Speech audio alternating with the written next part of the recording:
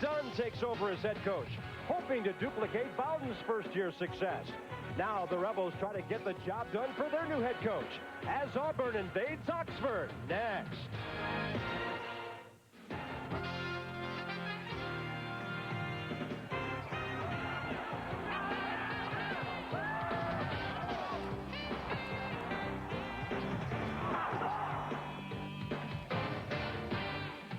Jefferson Pilot Sports presents the best in college football, the Southeastern Conference. Today's Lee Apparel SEC Game of the Week is brought to you by Lee Apparel, maker of regular, relaxed, and easy-fit jeans and casual pants. Lee is the brand that fits. By your Southeast Mercury dealers, who invite you to take a good look at a whole new mystique about the South, the new Mercury Mystique, on sale September 29th. By CarQuest Auto Parts. For the CarQuest store nearest you, call 1-800-492-PART. And by Nationwide Insurance. Check the yellow pages for the Nationwide agent nearest you. It is a warm and beautiful college football Saturday in Oxford, Mississippi, and the Auburn Tigers, coming off the perfect season, come visiting the Rebels of Ole Miss. I'm Bob Carpenter. We welcome Dave Rowe to our broadcast team in the SEC this year. And, of course, Terry Bowden's Tigers are back on TV. They cannot win the SEC championship or go to a bowl game, but they have a lot to play for, Dave, coming off that perfect 11-0. They certainly do, Bob. For Terry Bowden, this first season was a dream season.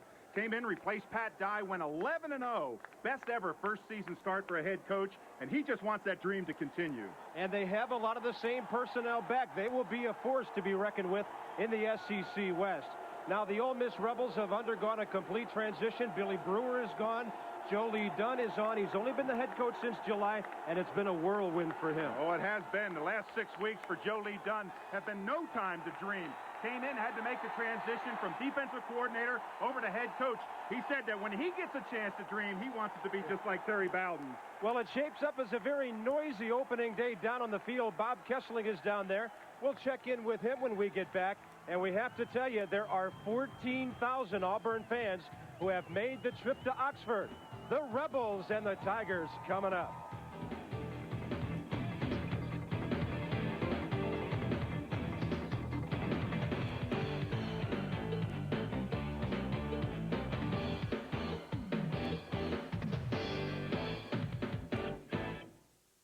The date has been set. The countdown has begun. All making the Grove walk on the way from their facilities down toward the stadium. There's Joe Lee Dunn, followed by his staff, and it has to be a special day for him. He's from Columbus, Georgia, right up the road from Auburn. His folks are here, and they're big Auburn/Alabama fans. It's a big day for him, and Bob Kessling, our man again this year, down on the sidelines. And Bob, great atmosphere pregame downstairs. No question about that, Bob. And also, it's a big day for two quarterbacks in the game. First, for the Auburn Tigers, Patrick Nix takes over for Stan White. He has some experience. He played in 5 games last year, and he's thrown 3 touchdown passes in his career, 26 overall. Terry Bowden thinks that with some experience, he could be one of the better quarterbacks in the SEC. Josh Nelson, the junior college player, gets the start for Ole Miss. He threw 14 touchdown passes in junior college last year. He threw 40 passes in 1 game last season. He might throw that many in the first half if you listen to the Ole Miss coaches today. All right, Bob Kessling, these two teams played last year. It was a close game in one way. It's a warm day here. Joe Lee Dunn says he'd like it to be a lot warmer. He was hoping it'd be about 95 today, as they've done all their conditioning here at home in this hot weather. There's Lonnie Colicchio, a junior from Plantation, Florida. He's a punter, but he handles the kickoffs for the Ole Miss Rebels, an outstanding junior college kicker a couple of years ago. Thomas Bailey, a senior wide receiver who averaged 19.4 per return, is back to receive it. Ole Miss has won the toss. They will defer, so Auburn will have the football.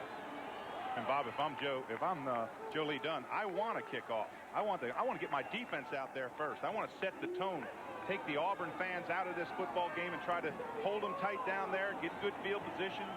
He is a rambunctious, I guess you'd say, defensive coach. Of course, now head coach. Joe Lee Dunn, conditioning is everything. While the offense is standing around talking about formations, he's got his kids in the heat working out he says that pays off for them in the fourth quarter. Rebels with the kickoff. Lonnie Colicchio. They're coming off a 5-6 season when they lost 4 of their last 5 games. They spent themselves on the Alabama game, could not win it. They played the Tide tough, and they didn't have anything left for the stretch run. Oh, good kick into the corner. Yeah, it takes a nice slow bounce. Thomas Bailey tries to get outside, and he was knocked down back around the 15-yard line by Ole Miss's number 46. That is Jerry Graber, a free safety. There's the offense. Patrick Nix, the junior quarterback out of Rainbow City, Alabama. Watch out for Stephen Davis, a good-looking junior tailback. He hasn't played much because of a guy named Bostic. Up front, split side and tight side. Shannon Robique, an All-SEC performer last year. Willie Anderson made the All-SEC freshman team.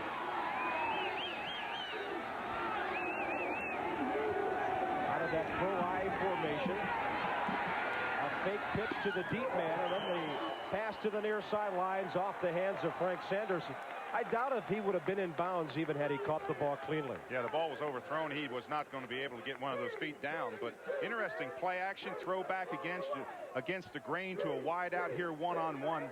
This should really be a game that's going to be a game of really interesting strategy on both sides.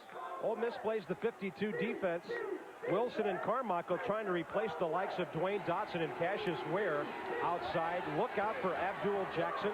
And they have a veteran secondary, even though they lost Johnny Dixon and Tony Collier at safety and corner.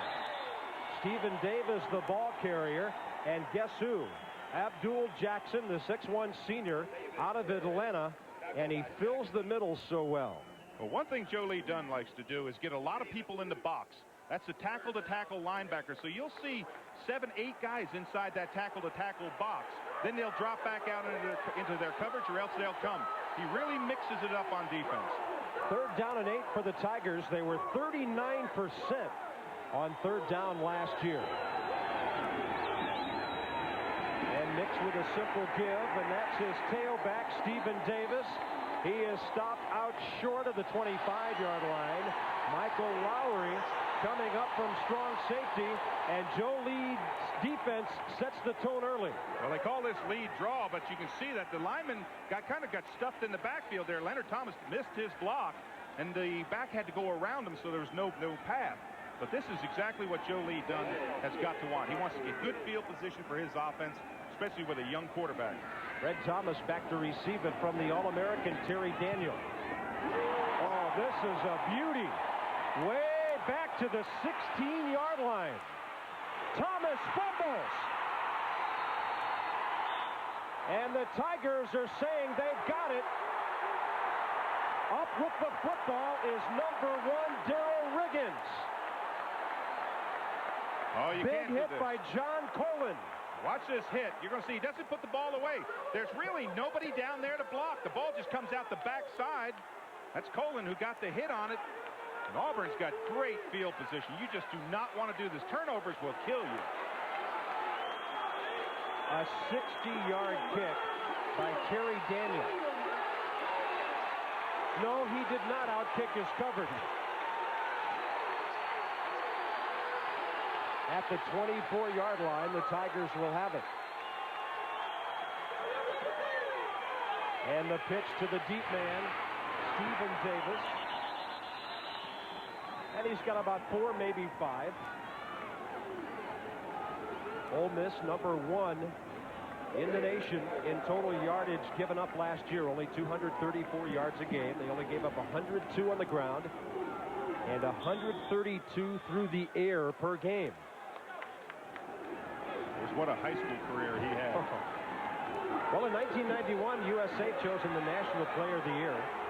5,425 all-purpose yards on top of that 4,500 on the ground. And a little quick opener by the Tigers. Ball moved down to about the 15-yard line. Joe Frazier, the fullback, 6-foot senior. Not checking, it was Harold Morrow who spells Frazier back there on the carry. This is an interesting situation here. It's going to be 3rd down, about 1 yard to go. Do you pull it down? Do you try to go for the pass? Do you just get the safe first down? This will be a 3rd and 1. What do you think? Smoking Joe back there? It's Harold Morrow and Stephen Davis behind the quarterback. And he'll do it himself, will Patrick Nix. Pretty good surge up the middle by Shannon Robeek, Leonard Thomas, and Jason Taylor, the guards. They lost some outstanding players up there. Anthony Redmond, All-SEC. Went to the NFL. Wayne Gandy, All-SEC and an All-American. Todd Boland. Bob, I love the comment that Terry Bowden said about Robeek. He said he's the glue that holds everything together up front. That's quite a comment and compliment. First down with the nose of the football just outside the 18-yard line. Terry Bowden says we didn't get televised much at Sanford and Salem College, so it's his first time on TV today. There's the pitch to Davis. Trying to get upfield and forget it. He was closed off in a hurry by Norman Hand, the left tackle. That's what you want to do on a wide play. You want to run them to the sideline so that they run out of bounds. There's no place for him to turn up. Watch as he takes the ball here. That's Davis now. He's going to try to go wide. There's nowhere there. You can see the defense coming up. Look at the number of blue shirts in your picture. That's great line play. It's called pursuit. Norman Hand combined with Tim Bowens, who passed up the senior season to go to the NFL, for 92 tackles and 6 sacks last year at the tackle position. In the shotgun, only one back for the Tigers on 2nd and 10. Nix with time, straight ahead. Sanders inside the 5. Alundis Price from left corner wrapped him up. And the Tigers will be down close to a 1st and goal, if not beyond. Great play selection that time. You put him in a shotgun so he gets to see the action right away. See, he's back there. He doesn't have to go back and set up. He looks downfield, quickly picks up Sanders on a crossing pattern. He's wide open, dumps it to him, and picks up the 1st down, or close to it. With all due respect to Stan White, #1 all-time at Auburn passing with 8,000 yards plus, Terry Bowden says that Patrick Nix should be able to step in, and the Tigers, Dave, will not miss a beat because he's a lot like Stan with his experience and some outstanding leadership.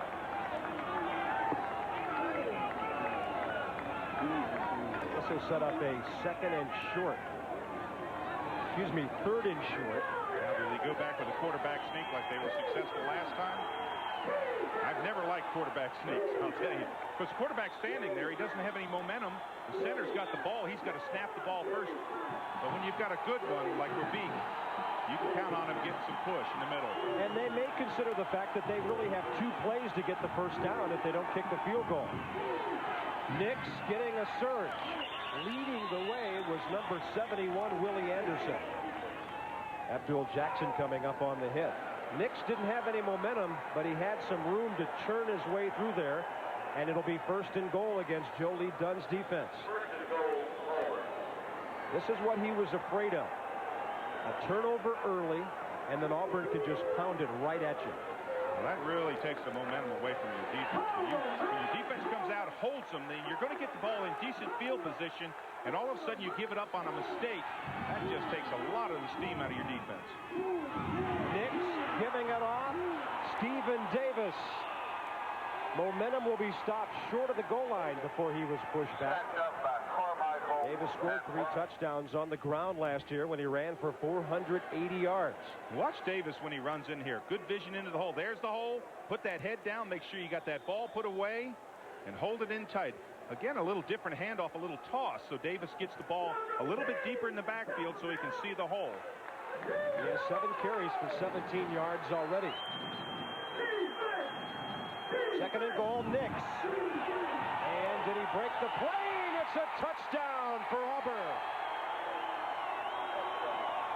And it takes less than 6 minutes for the Tigers to get on the scoreboard. That was just an excellent series by Auburn. This is just line surge. This is right along in the grinded out time. You can see what Nix does. He stays up there, gets those feet, and he just keeps on pushing with those feet. Allows those big linemen. You talked about Willie Anderson before. 6'6", 300 and what, 8, 9 pound sophomore? He's just a youngster. A big one. Boy, point after coming. Matt Hawkins pushed it a little bit to the right, but it's inside the upright. And it took 5 minutes and 48 seconds after the turnovers. An 8-play drive, and the Tigers are on top. Low free BP gasoline, and your new BP card is also a Visa. With every Visa purchase earning you more free gasoline, up to $300 worth a year, and no annual fee.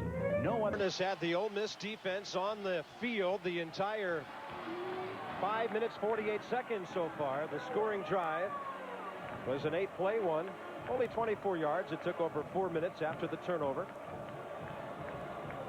Matt Hawkins, who knocked through the extra point, will be the kickoff man. Capped by the Patrick Nix plunge. And the ball to the near side. And up around the 20-yard line, and pretty good coverage by the Tigers there. Number 31 on the return for Ole Miss, Malika Griffin. And this new offense of Ole Miss, Josh Nelson, the quarterback, a junior who played at Fullerton College of California, threw for 2,262 yards last year. DeForest Fisher, an exciting young performer. There's the offensive line. They lost the likes of Clint Conley, Wesley Melton, and Joel Jordan up there. But they've got some guys, preseason All-SEC performers like Chris May and James Holcomb. Up the middle. Ball was thrown behind the tight end, but a good catch by Chris Mangum. And Dave Rowe, I don't know if that's going to set a tone for the season. Last year, Ole Miss's tight ends caught 4 passes all year. Willie Whitehead, Pelton, Walker, and Etheridge in this 4-3 defense of Auburn, with Jason Miska in the middle, Anthony Harris and Marcellus Mostella flanking him. They lost Calvin Jackson out of that left corner position. Del McGee gets the start there. But they call it a no-name defense that doesn't have a whole lot of stars. Yeah, that's what they said. They said there's not anyone that really stands out there. First down for Ole Miss on that first play, and Mark Smith, the junior running back out of Wesson, Mississippi, the man on the carry. And Bob, I was watching Nelson that time. When they called into play, he's got a pad on his arm of plays. They signal in which play it is. He looks down on his hand, picks out the play, takes a little bit of pressure off the new starter. Mark Smith was their number 3 receiver last year, catching balls for 101 yards along with those 300 on the ground. So he's a guy who could really benefit from this new offense installed by offensive coordinator Larry Keck. Joey Dunn says, I'd rather throw it 30% of the time, but I have a feeling it may be just the opposite. It could be 70% of the time for the Rebels today. Oh, they ran out the clock. I believe they had a violation. You've got to look up at that clock in the end zone and pick up when the time is going to run out. So when you see it get down to 8, 7, 6, 5, you've got to get ready to run the play. Delay a game. Offense. Dick Burleson, the referee, is assigned by Bobby Gaston in the SEC today. Butch Hanna, the umpire, Billy Shore, the linesman, and the rest of the crew, Ronald Leatherwood, Ben Oldham, Joe Delaney, and Harold Mitchell. The line, side, field, and back judges. This will make it 2nd and 13. Out to the left, and the ball squirts through the hands of Lee May Thomas. A very catchable ball. Lee may have been thinking about his move upfield. Yeah, that's a slip screen out to the flat. What you're trying to do is you're trying to get the ball out there quickly. Nelson had a lot of pressure in his face. You can see how quickly one of the defensive linemen got out there. That's because our offensive linemen are supposed to slide out to the flat, get ahead of that receiver. Ole Miss averaged 304 yards in the ground last year. 30% on third down. They were pretty balanced, 140 on the ground, 160 plus through the air. This is 3rd and long. And he is out of time. The sack made back there by number 50, Mike Pelton. Sacks Nelson. And Bob, that's a secondary sack. That's what we used to call them. When your secondary gets such great coverage that the quarterback has nowhere to go. Look at the time he has sitting back here. No pressure on him yet. No pressure on him yet. Looks downfield. Great coverage and nowhere to step up. That's a real tip of the hat to the defensive secondary. Lonnie Colicchio with his first collegiate punt coming up. And the Tigers of Auburn will come out of this with great field position unless they make a mistake. They're coming for the block, and he almost got it. Ball bounces at midfield, and then Ole Miss gets a great bounce. Down around the 33 of Auburn. And nearly blocking the punt was Del McGee. Colicchio had to see that pressure. That ball shanked off the outside of his foot. Fortunately, he got about a 15-yard roll on it. Well, Dave, shanking it may be what kept it from being blocked. I think you're right. Del McGee was all over him. Tigers have the football back. 6:46 first quarter. Auburn up by a touchdown.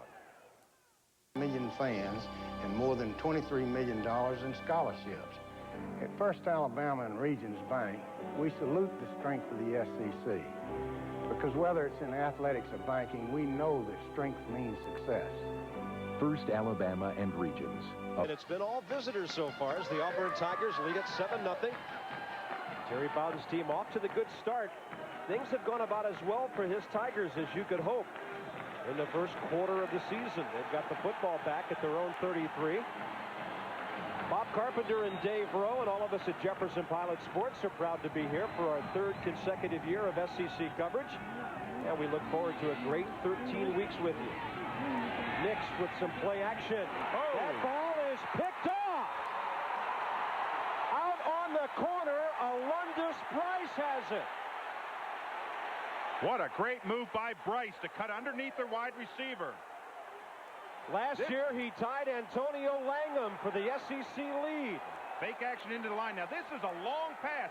Watch Bryce just cut right underneath, dive for the ball, get great control.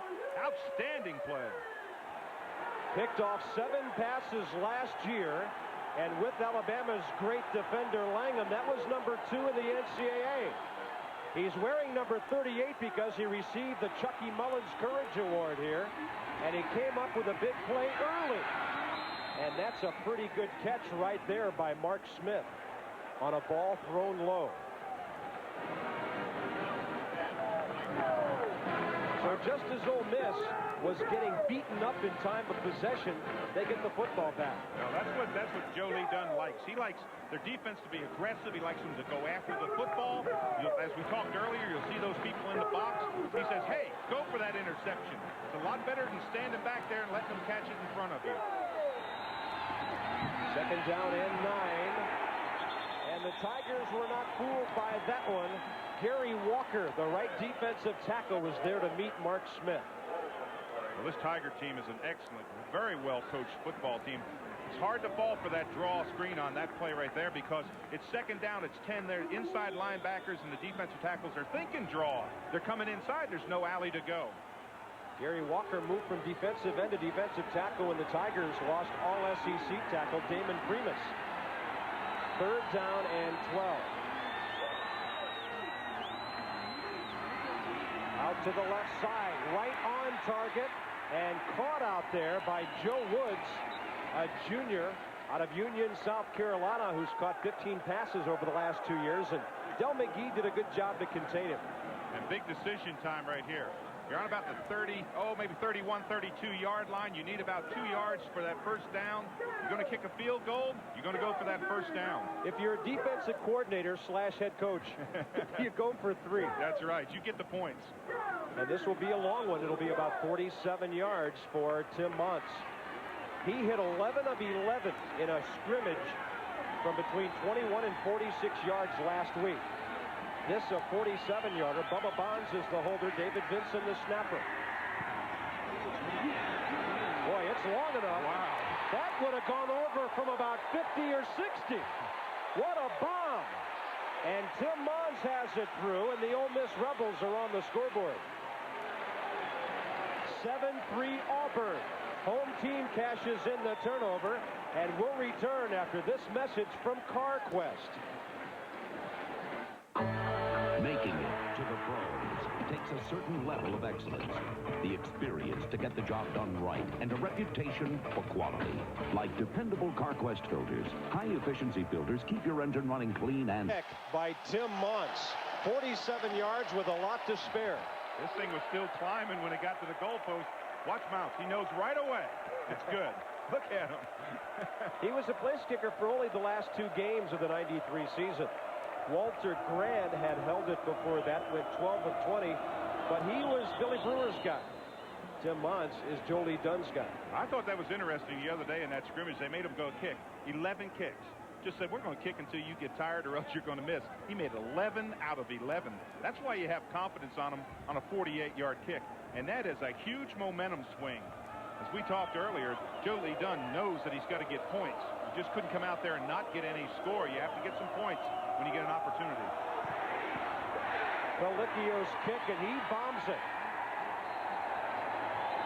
He's been kicking them 8 yards deep into the end zone during practice, and that's just about where he put that one to Thomas Bailey. So the Auburn Tigers will have it back for the third time. 4:34 to go, first quarter. Very entertaining first stanza of the '94 season, and Auburn on top 7-0 as Mons boots the 48-yarder at the 4:34 mark. A 4-play, 7-yard, 2-minute, 5-second drive after the interception by Alundis Bryce, who looks like he wants to take over for Antonio Langham as the dominant secondary man in the SEC. Look at the enthusiasm on this Ole Miss defense now. They're ready to play football. They know their offense can move the football and score. They feel they just have to hold them. Now, if you're on the Auburn side, you're saying, let's take control back of this football game. Let's drive the ball. Let's run good passes.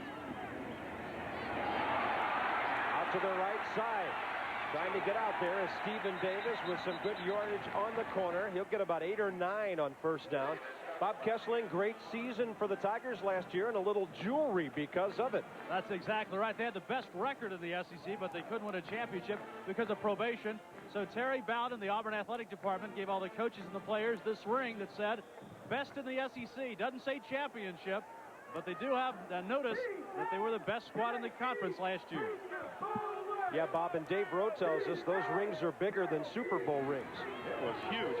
You could set a quarter on top of that ring, and you could still see around the outside. Oh, second down and 2, and Harold Morrow just about got sent into tomorrow. Tripped up at the line of scrimmage by David McGowan, the right tackle, just a sophomore out of Utica, Mississippi, who played 8 games as a redshirt freshman last year. He's coming off a spring injury, but he looked healthy on that stop for the Rebels. Well, what do you think? Quarterback sneak. They've done it 3 times in that last drive. It's been successful for them. That's what they need. 1 yard. They got to make it to the 30-yard line. They're 2 out of 3 on third down. They'll go to the tailback. He had trouble handling it. It appears, though, that Stephen Davis got control and then got the yardage he needed. He had to get right to the 30-yard line to make the first down. I thought that was Stacy Wilson that undercut him there. You can see he falls. If he hadn't gotten his left leg down there to propel him past the line, I don't think he would have made it. Awfully close. Well, you can look where the football is. The middle of the ball is on the 30-yard line, so they made it by half a ball length. Isn't that an interesting handoff where you toss it back to the back? He's only about 2 yards from you, but you actually toss it to him. You don't hand it off.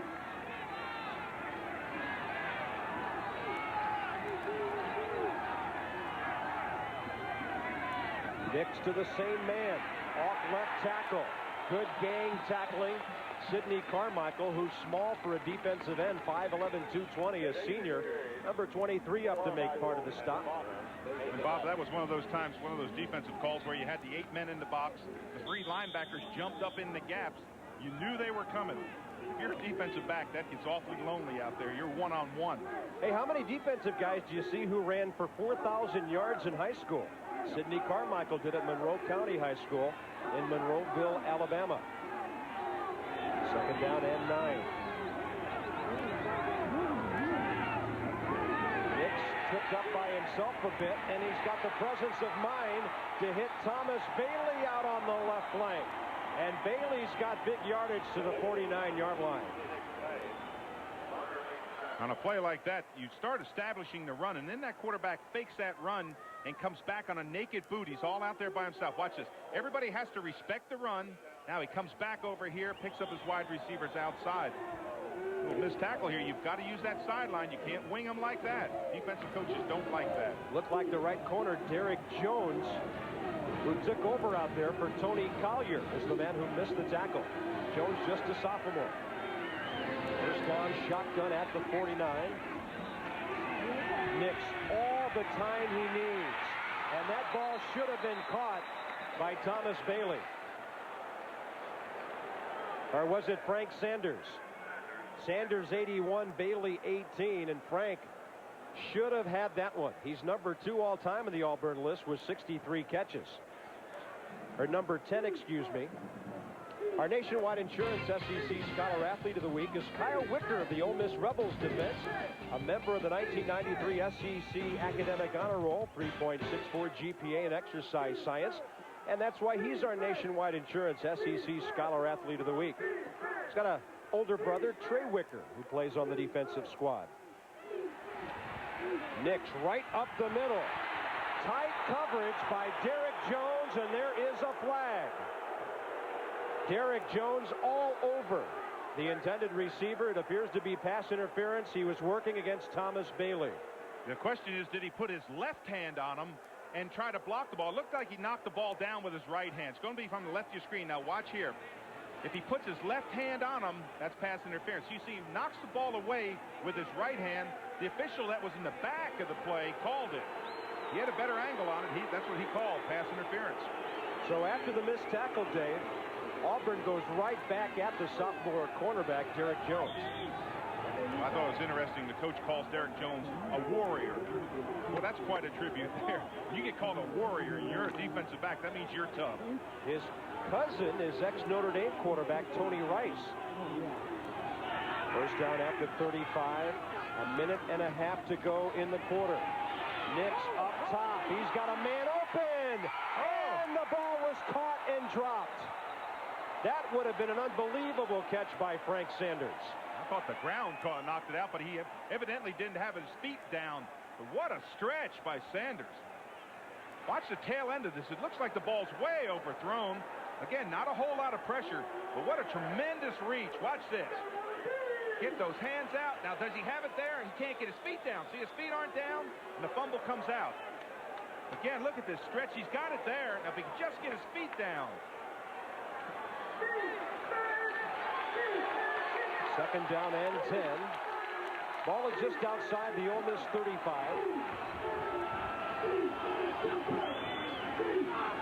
A fake reverse and then keeping it is Stephen Davis. And Willie Gaucher coming around for the right side. Well, next week we will head for Tuscaloosa. The Lee Apparel SEC Game of the Week features defending West champion Alabama. They'll host the Commodores in Vanderbilt. We'll be on the air at 12:30 Eastern, 11:30 Central on most of these SEC stations. Bob, who's Stephen Davis remind you of running technique? A little bit like Eric Dickerson, maybe? That upright stance? 6'2", 223, lanky. 3 wide receivers on 3rd and 6 out of the shotgun. Nix, nobody open, tries to do it himself, and the initial hit came from number 92, Ed Fortson, who backs up Norman Hand on that left tackle side for Ole Miss. Good blocking up front, no real pressure. I think Nix just decided to run with. See the number of people up in the box there? He gets good position, good blocking up there. Now Nix is scattering off to your right there. He almost picks up the first down. This is going to be a decision time. You got to weigh this out. It's 4th down and 1. You're going to have not a long field goal, but if you can score a first down here and go in for a touchdown, it's a huge swing momentum-wise. Jerry Bowden will spend a time out here to talk it over with Patrick Nix with 19 seconds to go in the first quarter.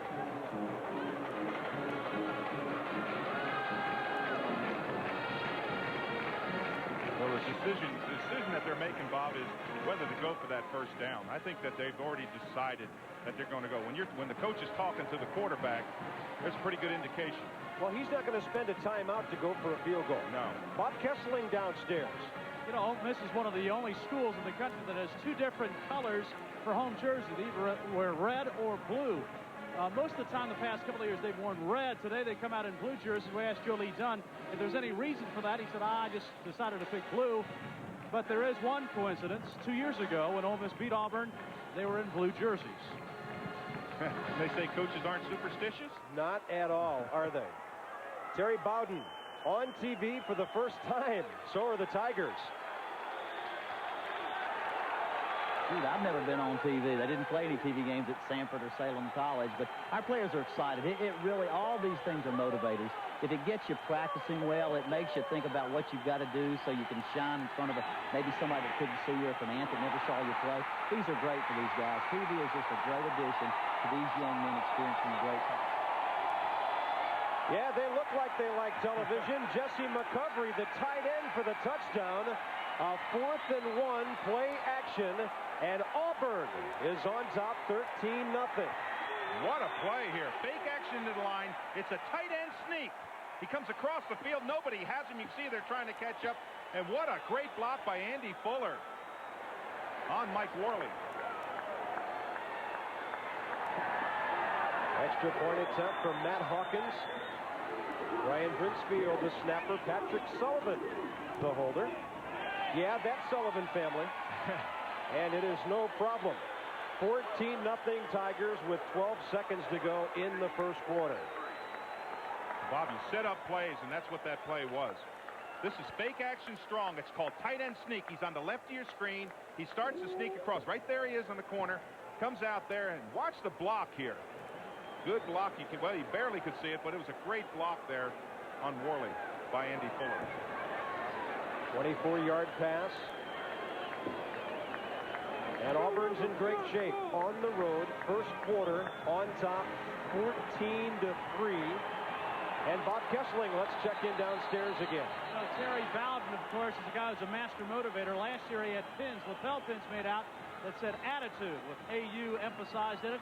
Well, he's got another lapel pin this year. It's audacity. So you'll see all the Auburn supporters wearing them. AU, audacity. So far, they've had a lot of audacity today against Ole Miss. You had to come in on the road, Bob, and take a 14-3 lead. I wouldn't wear that on the red and blue side of the field, though. You may want to take that off before you switch sides. He could probably just stick his gum over the top of it. They won't see it. Dew Innocent, one of the Ole Miss receivers, back for the kick. Malika Griffin, Fred Thomas back there.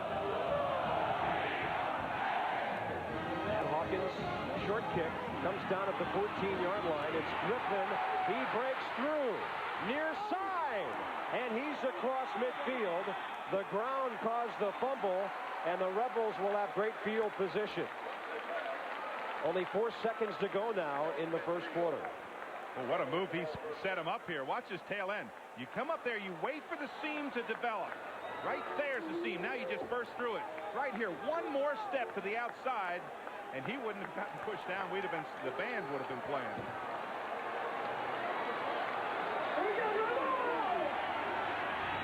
"46 yards on the return, and off the left side, not much there. Looked like Dew Innocent was the ball carrier, and a whole den of Tigers there to meet him. And the first quarter comes to a close. Touchdowns by Patrick Nix and Jesse McCovery, and the Tigers lead at 14-3. Coming up here in Oxford, Mississippi, and let's have a look at our Lee Apparel first quarter stats. It's not a pretty picture for the home team. 10 total yards. 1 first down. Josh Nelson straight up the middle. Ball caught and dropped by Taboris Fisher. Fisher, just a sophomore out of Jackson. He was an All-American in high school there. Made the SEC All-Freshman team last year. He was a good receiver at that wingback spot. Time of possession also a big edge in the first quarter for the visiting team. Well, it's time for Nelson to answer the call. He needs to get back there, set up a little bit quicker, look downfield. Now you got those big hawks coming on you. Very quickly, a 3rd down and 9. Nowhere to throw it. Trying to run it to the near side and cracked down by Ken Alvis at about the 42-yard line. And then we have a flag down. Now that may be against Ole Miss. Watch the tail end of this play. Nowhere to go. He's a right-handed quarterback running to his left. That's tough to throw. So he just decides to pick up as much yardage as he can. Watch the tail end of this play. We might see something. I don't see where the flag came in, but right in there was when he threw it. Oh, right there's the flag. You see on the side there?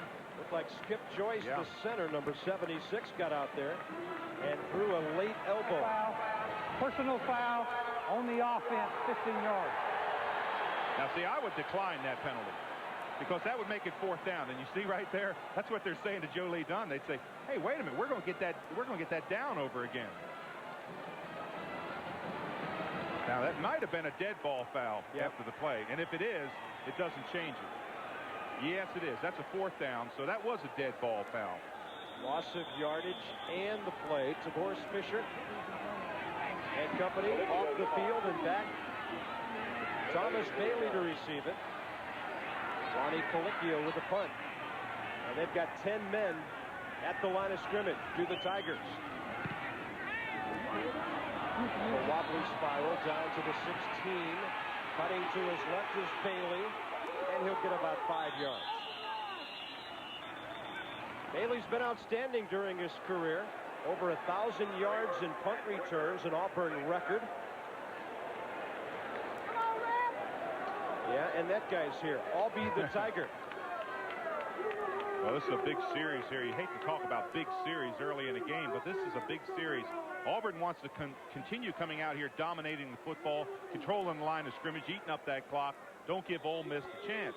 Ole Miss's defense is out there saying, hey, listen, I think we can move the football.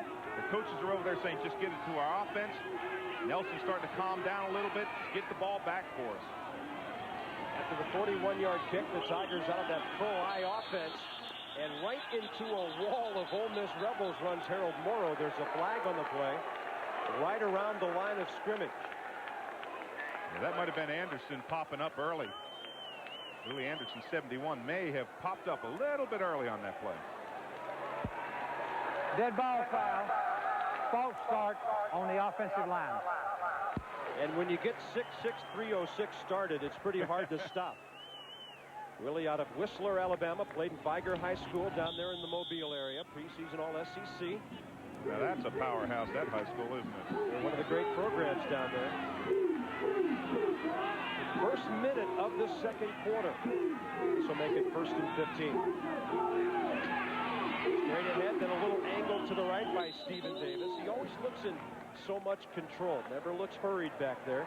Of course, the Tigers are replacing James Bostic. They're all SEC. Almost 2,100 yards total. He was 7th all-time in the Auburn chart. Let's check in downstairs with Bob Kessler.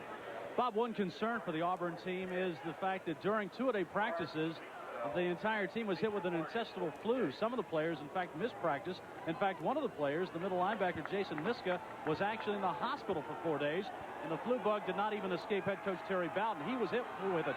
So the defense really is welcoming all this rest they're getting right now. Plenty of it. Offense is at the time of possession. Nick's rolling out, and he angles it ahead on the sideline for Frank Sanders. Sanders, an interesting story, outstanding athlete. He was a starting outfielder on Auburn's team that went to the College World Series this past spring. Offered a Major League Baseball contract, but many feel his future is football. And have that concentration like he had that time. That was a simple little out pattern, but his feet went out from under him real quick. He had great concentration looking the football in. There's the signal of the play. 3rd down and 4 at the 27. This is a big play for the Ole Miss defense. Auburn 3 out of 6 3rd down conversions. Couple of wide receivers out to the left. They split the backs for the shotgun. And into the flat it goes. Good running after the catch. And Auburn will move the chains. Thomas Bailey, the senior wide receiver, doing battle there. And you can see the Auburn respect they have for this defense. Little rolling pocket that time, little curl pattern just to get that 1st down yardage. Excellent play selection. And a guy who's excellent to throw it to on that play. Thomas Bailey, very steady. Not as explosive or strong as Frank Sanders, but they know if they get it out there, Bailey will catch it. First down at the 37. Nix with play action, lots of time, long down the middle. And actually, Ole Miss's number 8, Antonio Spanner, had the best chance at it. Frank Sanders, the intended receiver, but Bonner had good position. Yeah, that's one of those keep them honest plays. You don't let those defensive safeties start to creep up, so you throw one down the middle long.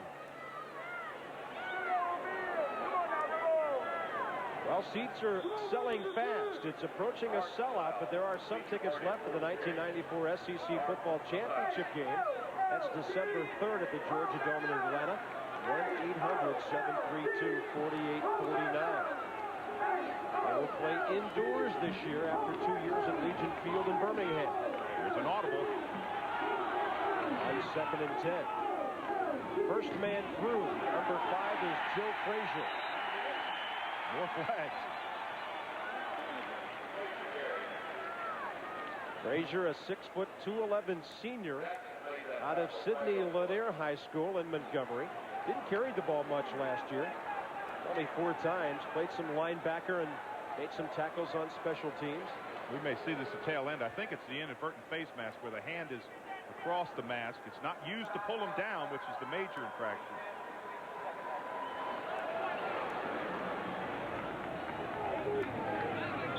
Well, this is a great situation here. 2nd down, 2 yards.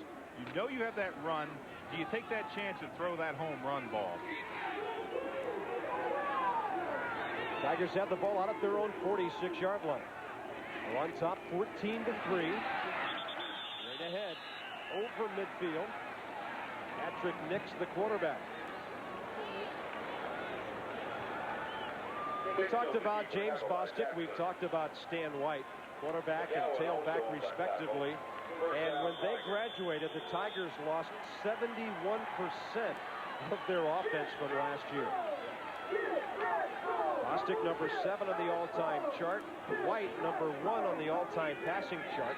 Although we must say, in all fairness to Pat Sullivan, Stan got to play for 4 years. Yeah, Pat only got to play for 3, back from 69 to 71. Off the right side, Stephen Davis down around the 45. Well, Bob, if you're a defensive coach right now, you say, hey, we've got to make something happen. We've got to get penetration. Watch Davis take this ball. Now he takes it, little toss.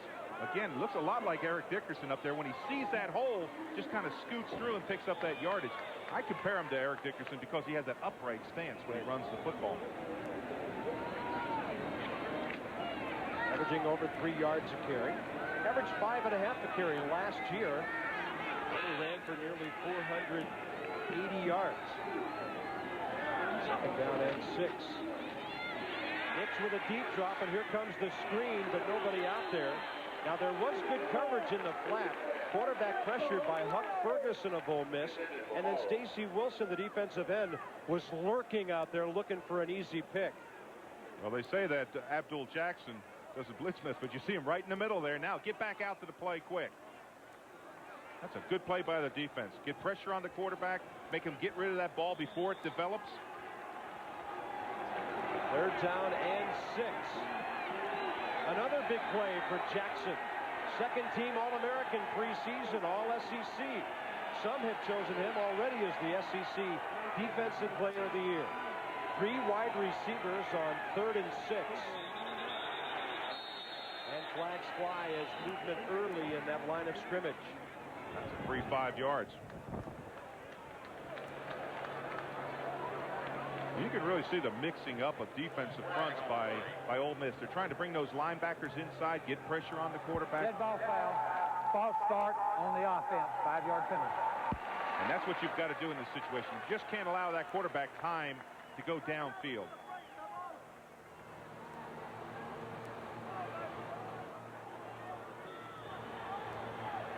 Warm day, 82 at game time, but a lot warmer as the sun is straight overhead.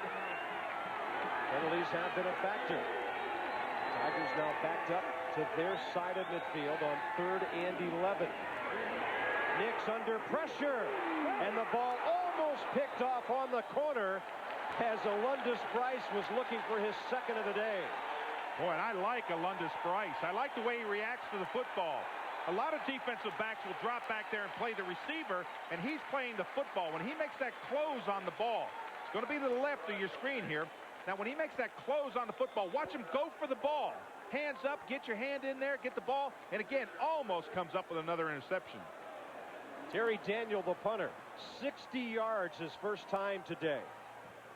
He just pooches one from his own 40, and it's caught at the 10 by Taboris Fisher. Forget it. They get about 5 yards. Great coverage by the Tigers. That's one of those where the kicker gives up the yardage average to give his team good field position. 4.5 minutes into the second quarter, and it's Auburn on top, 14-3.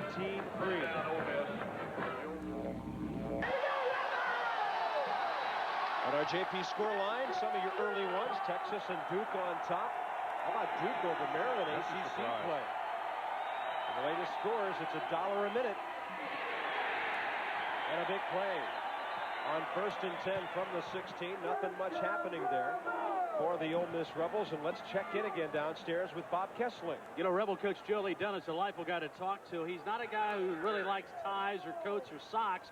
In fact, he says about 40% of the time he doesn't wear socks. Today, he's got them on. The problem is today with Joe Lee Dunn, he doesn't have a belt on. It looks like his pants are a little bit long there. Hey, he doesn't care about that stuff. This is a guy football through and through. I don't think Joe Lee's really comfortable yet with the head coaching thing. Press conferences, interviews, angling across the middle, catching the football is Taboris Fisher, and then he took a pretty good lick. Derek Robinson, who shares starting time at middle linebacker with Jason Miska there to meet him. And watch the time Nelson has to sit back here. This is what he needs. He's that type of quarterback. Drop back, needs that 5 to 7 yard pocket sitting back in there and no one in his face. If he gets that, he'll tear you apart. It's a very emotional day for Josh Nelson. His family is here from California, including his 19-year-old sister who is seriously ill, seeing him start at Division I for the first time. He's got the same man, Fisher, again. The quarterback got popped, the receiver got popped, and there's a flag on the field. And where that flag is thrown from, it's almost always along the line of scrimmage. Someone lines up in the neutral zone or illegal motion. And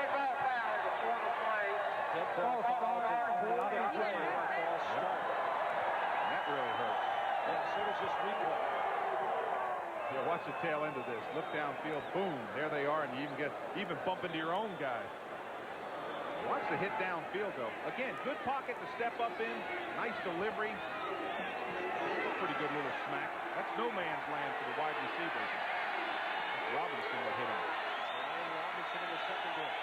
3rd down and 13 for the Rebels. Look out. Forget it. First man there was 96, Gary Walker. And then Marcellus Mastella was there to finish off the play. Oh, this is a lineman's time. That 3rd down situation, 12 yards to go. You know he has the pass.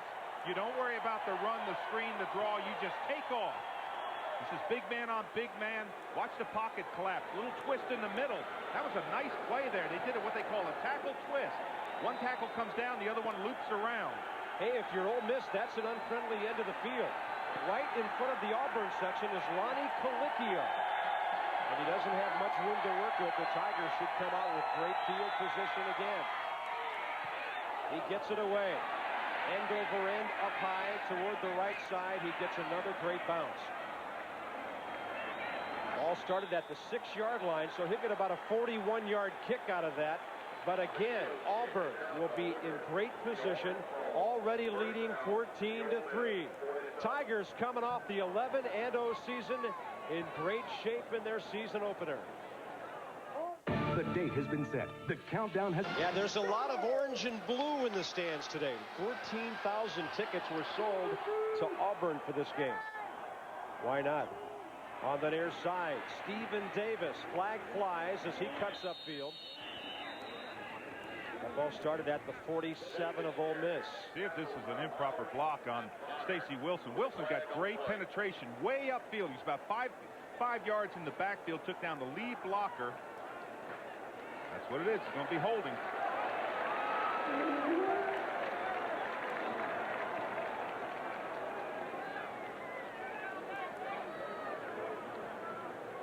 Well, you kind of get the feeling this is one of those games where momentum's swinging back and forth.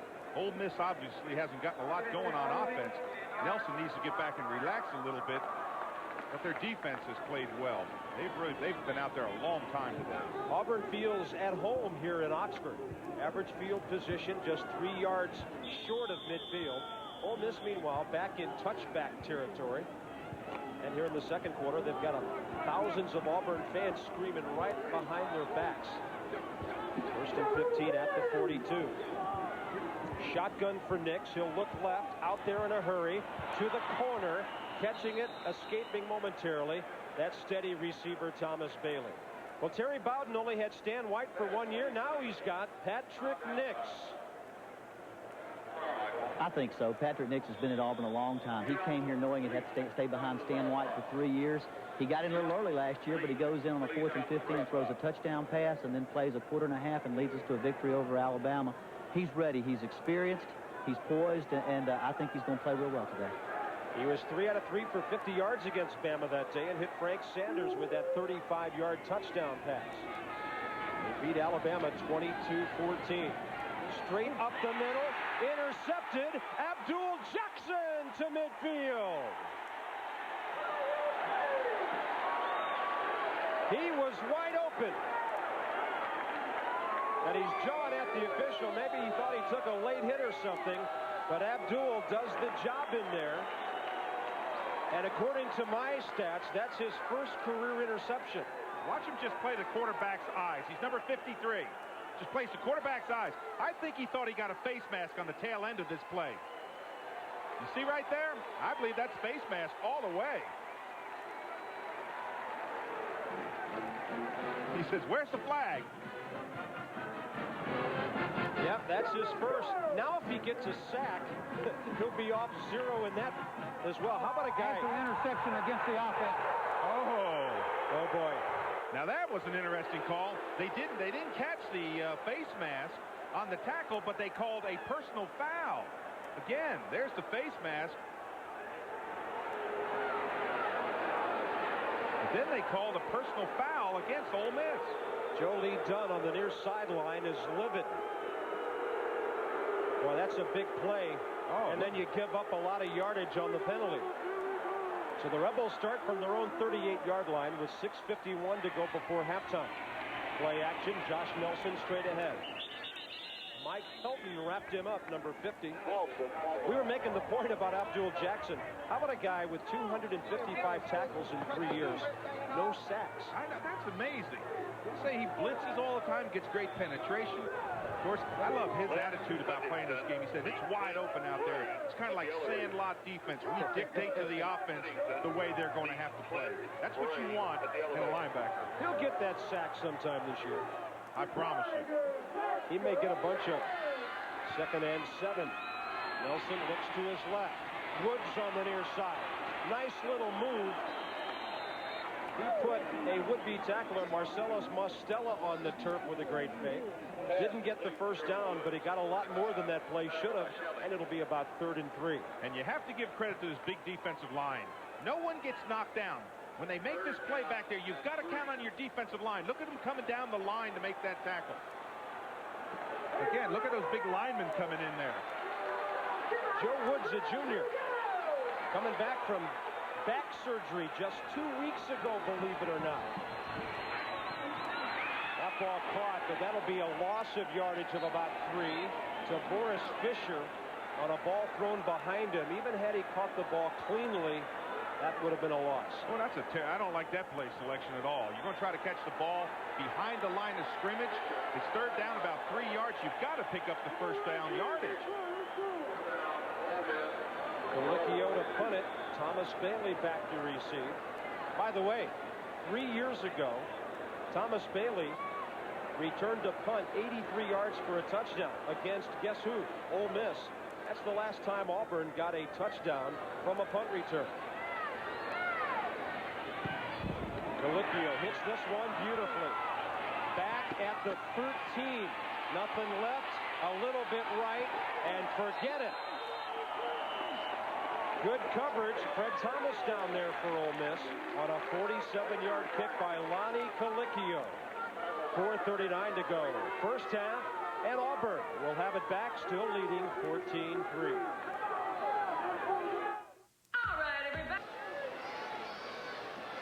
Auburn Tigers leading 14-3 here at Oxford, Mississippi.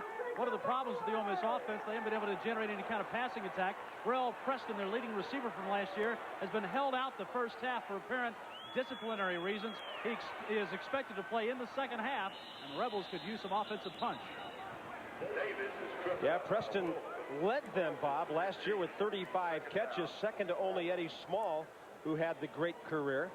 Free agent signee of the Tampa Bay Buccaneers. Antonio Spanner and company in the middle. Stacy Wilson stopping Stephen Davis there.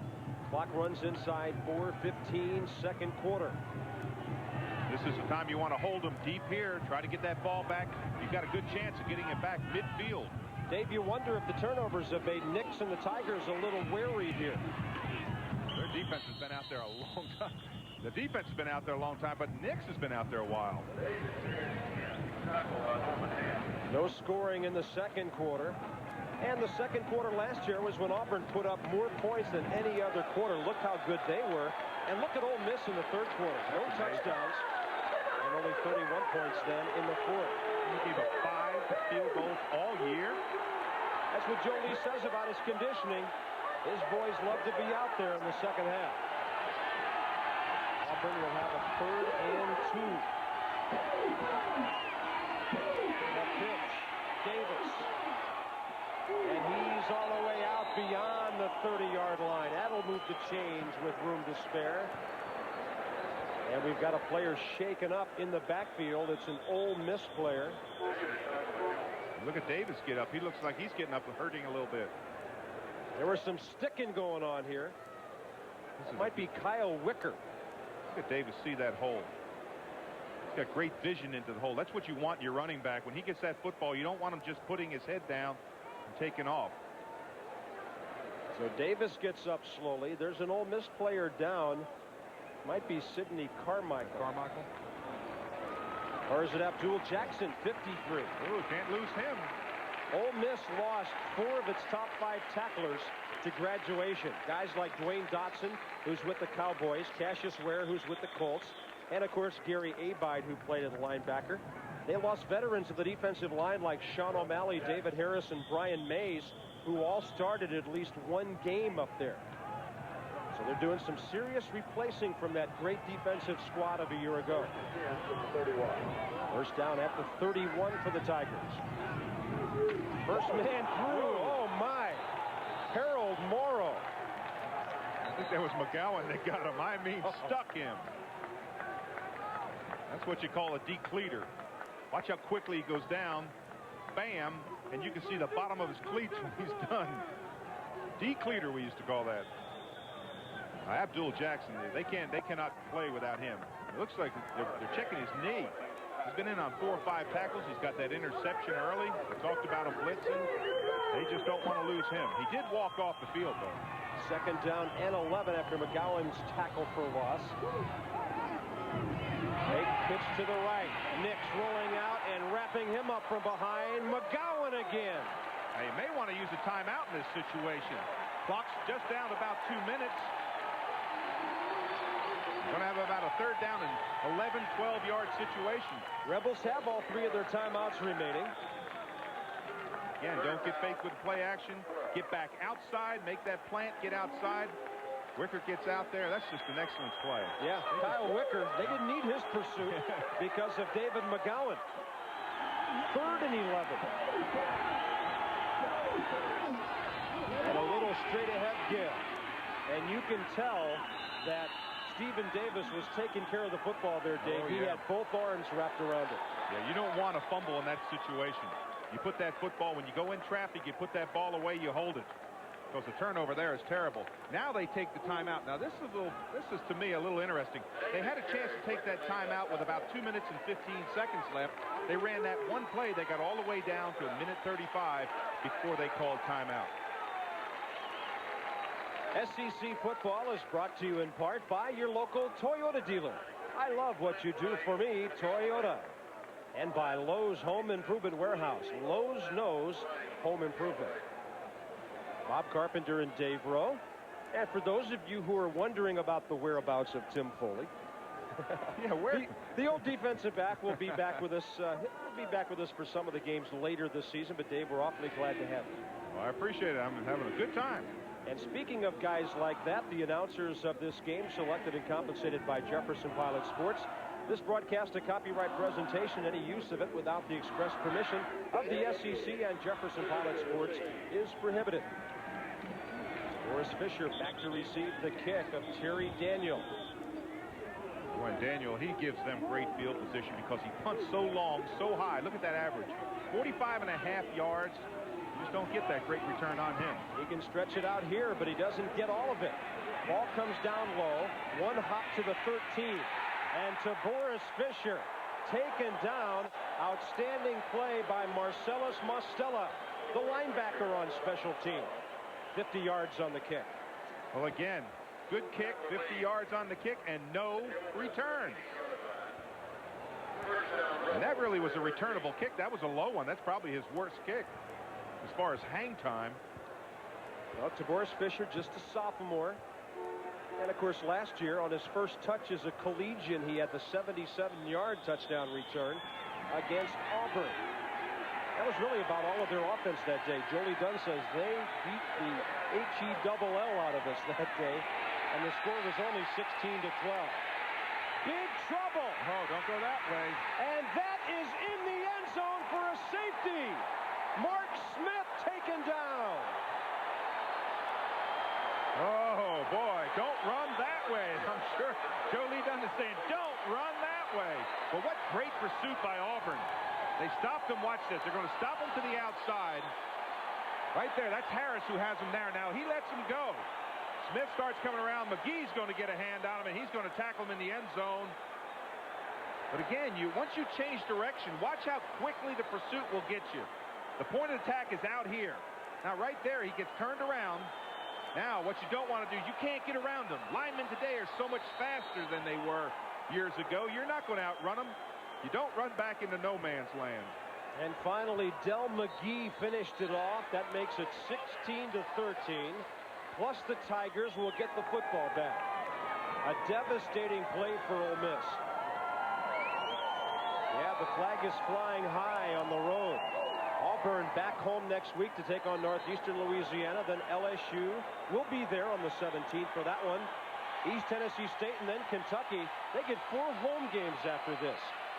But then they've got a tough stretch in October when Terry Bowden's team will go to Mississippi State and Florida 2 straight weekends. Now all of a sudden, Bob, the clock becomes important for the other team, for Auburn. They've got 1 minute 16 seconds left. They're going to get the ball, should get the ball at least at the 40-yard line. They're going to punt this ball in the safety position. They should get the ball on the 40-yard line. They got plenty of time to go down and score. And the Ole Miss schedule that has them on the road for a couple of weeks after they open with their first 2 here.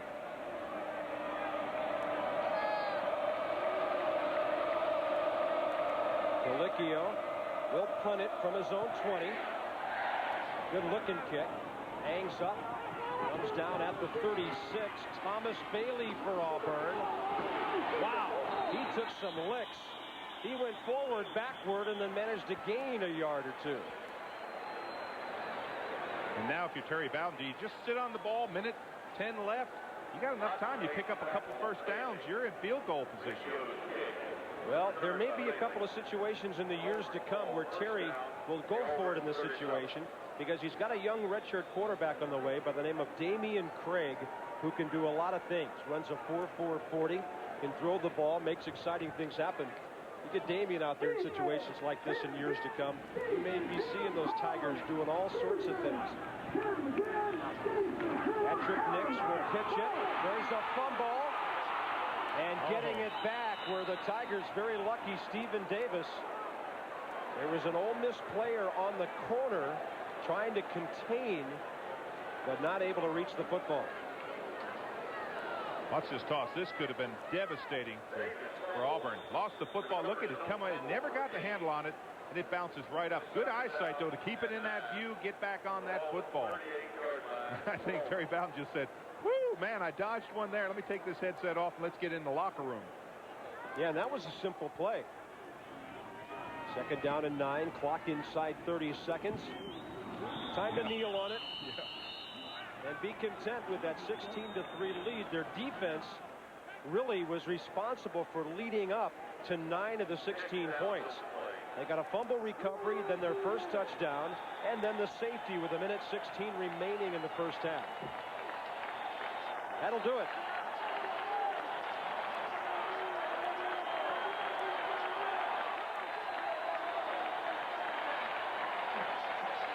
So after the 11-0 season, Auburn will lead 16-3 at the half of their 1994 season opener. Let's check in downstairs with Bob Kessling. Okay, Bob, the Tigers heading off to the locker room. Terry Bowden, the coach of the Tigers, going to join us. Coach, give us your thoughts on the first half. How's your team play? Both teams turned the ball over, but our defense is the difference right now. They wouldn't have any points. Our defense right now is the deciding factor. What about Patrick Nix? Are you pleased with his point? Yeah, we made a couple of throws that were a little bit off, but I've still got a lot of confidence in. We're going to keep doing what we've been doing. Thanks, Coach. All right. Terry Bowden and his team going to the locker room, leading Ole Miss here at halftime, 14-3, back with 16-3, actually. Halftime activities from Oxford, and we'll continue on the SEC Game of the Week in just a moment. The Lee Apparel SEC Game of the Week is brought to you by Lee Apparel, maker of regular, relaxed, and easy fit jeans and casual pants. Lee is the brand that fits. By Nationwide Insurance. Check the yellow pages for the Nationwide agent nearest you. By BC Powder. No matter where you're hurting, nothing works faster than BC Powder. Auburn Tigers at halftime by a score of 16-3. Hi, everyone. I'm Bob Kessling, and welcome to Vaught Hemingway Stadium on a gorgeous day for football and our first game of the year in the Southeastern Conference as the race to the title game in Atlanta has begun this afternoon. Each week here on an SEC Game of the Week, we're going to take a look at some of the top plays of the conference. Of course, this is the first game of the year, so now time for our Hardee's Play of the Year from last year. Let's take a look at our Hardee's SEC Play of the Year. In last year's Alabama-Auburn clash, quarterback Stan White gets knocked out of the game in the third quarter due to a knee injury, leaving backup quarterback Patrick Nix to come in cold off the bench for a critical 4th and 15 play. The sophomore looked as poised as a starter as Auburn's undefeated season was on the line. Nix looks deep and finds Frank Sanders, who makes a spectacular leaping catch and dives for a touchdown. Let's take another look. Nix throws a dart, and Sanders does the rest. And that's our Hardee's SEC Play of the Year. One of the great plays of all last season. Of course, Patrick Nix out trying to do some more big plays today for his Auburn Tigers. Also, we will take a look at the Player of the Week of the SEC. So let's look last year at the SEC Player of the Year, brought to you by Molson Ice. Now it's time for our Molson Ice SEC Player of the Year. Will any player be missed more than Tennessee quarterback Heath Schuler, the junior from Bryce's young life that have helped define his character? His spectacular plays have helped establish him as one of the best. Ole Miss has 4 total yards the entire first half. Well, I think the thing they have to be happy about is they're only down by 13 points. Because they should be way out of this football game. They're still in it. What Nelson has got to do is got to get a little bit more composure in the quarterback situation in the pocket. He's got to look downfield a little bit. They just have got nothing going on offense right now, and they're lucky to be in the football game. And, of course, Joe Lee Dunn prides his defense on its tenacity, it's being in shape, and they will need every bit of that in the second half. They've been out there an awful long time. Yeah, they're going to need a third quarter like they played last year when they didn't allow any touchdowns to get back in this. They're going to probably need a break. They need a drive. They need some offensive continuity, but they're back in it. Believe it or not, they're not that far out. Now, what they're doing at halftime is they're sitting in there. They're broken it down, offense, defense. The lines are breaking down. Everybody's talking about what they're doing right, what's going wrong, and how they can make the corrections. And I think you'll see a big difference in the second half. One of the things Joe Lee Dunn feared early was a turnover or a big play by Auburn. And he had a fumble. It led to Patrick Nix and company capping a 24-yard drive that went 8 plays, and they had the lead. And then it was Tim Mons with a 48-yard field goal. It would have gone over from 60. It was 7-3. And then Jesse McCovery got a nice pass to score. Yeah, this was that tight end sneak where the play action went against the grain in the court, and the tight end came off, and that got it up to 14-3. And in the second quarter, Mark Smith of Ole Miss really made a mental mistake. He had nowhere to go. This play lost 13 yards for that Auburn safety.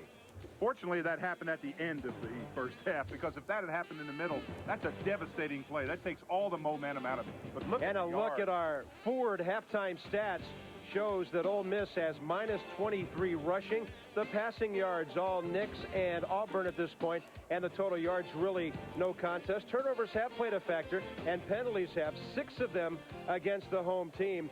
and about 9.5 minutes extra possession time by the visitors. And when you're Terry Bowden, you're looking at going 11-0. Your next 4 games are all at home. He couldn't really ask for a better first half in the season opener away from home. Absolutely.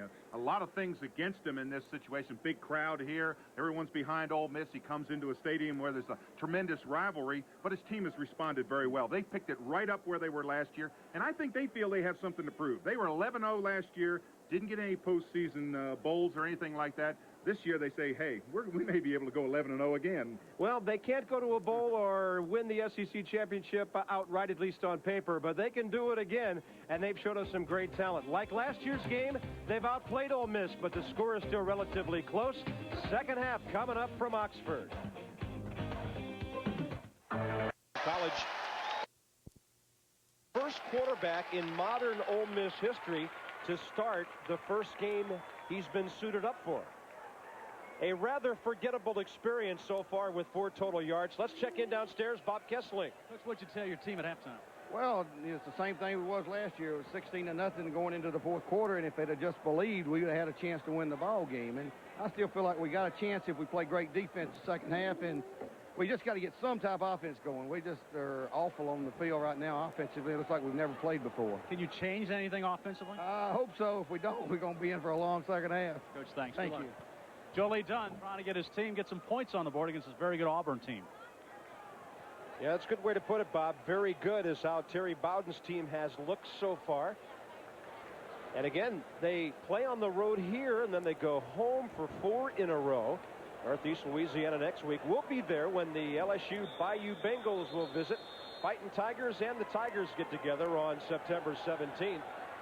And the big question is, how will they follow up the undefeated season? Now, Dave, I don't know how we relate 1993 back to 1900 and 1904, but at least in 1357 in the seasons to follow, they did very well. Yeah, the one on the left, of course, is what they did that year. The one on the right is what they did the following year.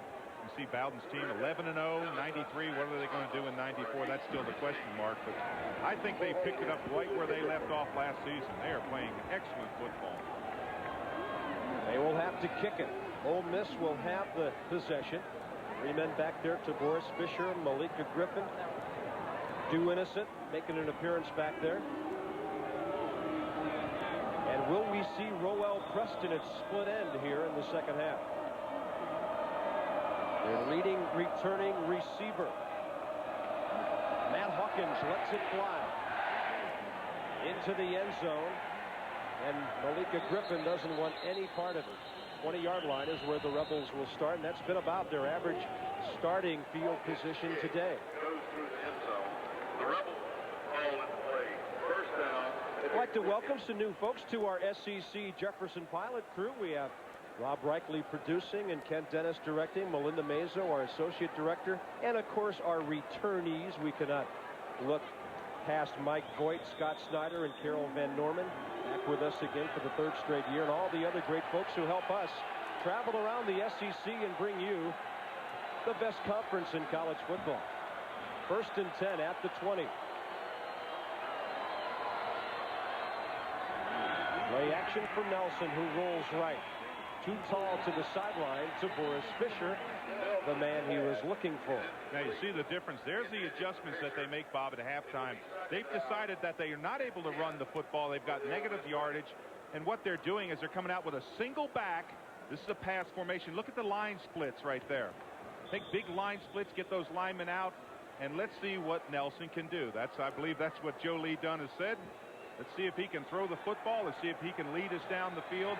But we're probably going to have to do it passing. Single back on 2nd and 10. Nelson dances away from one tackler, finds a man, and some yardage up the middle on some fancy footwork by Lee-May Thomas. He's out of Delhi, Louisiana, a 5'10 junior who's caught 12 balls in 2 years, but they love the way he runs after he catches. Watch the handling of the pressure here. Good pressure up the middle. Nelson just steps around it. That's what they want him to do at quarterback. He's a pocket passer. He's not a scrambler. Doesn't have that great blazing speed or that athletic talent to juke people. But let him sit in that pocket, step up, and find his wide receivers. First down at the 33. Draw play. Coming out to the near side, Mark Smith. And that one will be out to about the 37, so about a 4-yard gain. It took Chris Schelling, the boundary cornerback, who starts his 23rd consecutive game for the Tigers, to make the stop. Well, Bob, one of the things that happens in the halftime locker room, and people always wonder, what does the coach say? You're down by 13 or 16 to 3, 13 points. Does he yell, scream? There's no yelling and screaming in the locker room. Oh, you might come out and make a stand or a statement, but basically it's a teaching time. Second down and 6. Across the middle, a quick pop. Tackle made there quickly by Ken Elvis, number 9, on Taboris Fisher, number 10. And how about that? The Rebels move the chains again. And that was a good read that time by Josh Nelson. What he read was a backer up in the line, looked like a blitz. He backed out instead of turning and running back, backed out, looked downfield, saw his little short receiver in a short pattern, and dumped the ball to him for a first down. So a minute into the second half, Ole Miss has more first downs than they had all afternoon. First down at the 44, and a quick opener. Good looking play for Mark Smith. Inside the 35, down to the 29. And Ken Elvis had to pull him down on the jersey grab from behind. A 27-yard gain. What an effort there. Watch the dancing down the line. Chris Schelling misses the tackle in there. And then he just keeps on. Look, it's down the line. Get that positive yardage. Excellent effort. Only started 3 games last year, did Mark Smith. They had Jeremy Beasley back there at fullback. First and 10 at the 29. He's the single back. Fake to it. Nelson shovels ahead, and that's Taboris Fisher. Not much on the play, maybe a yard or two, but it sure was exciting. I haven't seen that. I haven't seen a pass like that. Watch this. It looks like it's going to be a boot reverse. All of a sudden, there's that big lineman. He tosses it underneath. Good recovery there by Auburn to stop the play for a very little gain. Only one, second down and 9. But the Rebels offensively starting to create some excitement today for the first time. Yeah, you see great adjustments that were made at halftime. Also with a straight drop. Lets him come. Left side, he's got number 1 over there. And all the way down is... That's Preston. Yeah, that's Preston Roel. Roel Preston, the 5'11 senior who did not play in the first half because of a disciplinary factor. And here he is. This is a slip screen where the back, all he does is just comes right back to get the football on the line, waits for those linemen to get out and get that block. And that may have been what was missing in that first half. They didn't have Preston downfield. 35 catches last year. That's a lot to take out of your offensive scheme. He averaged 13 yards a catch last season. First down at the 18. And straight ahead. Inside the 5. And Mark Smith is into the end zone.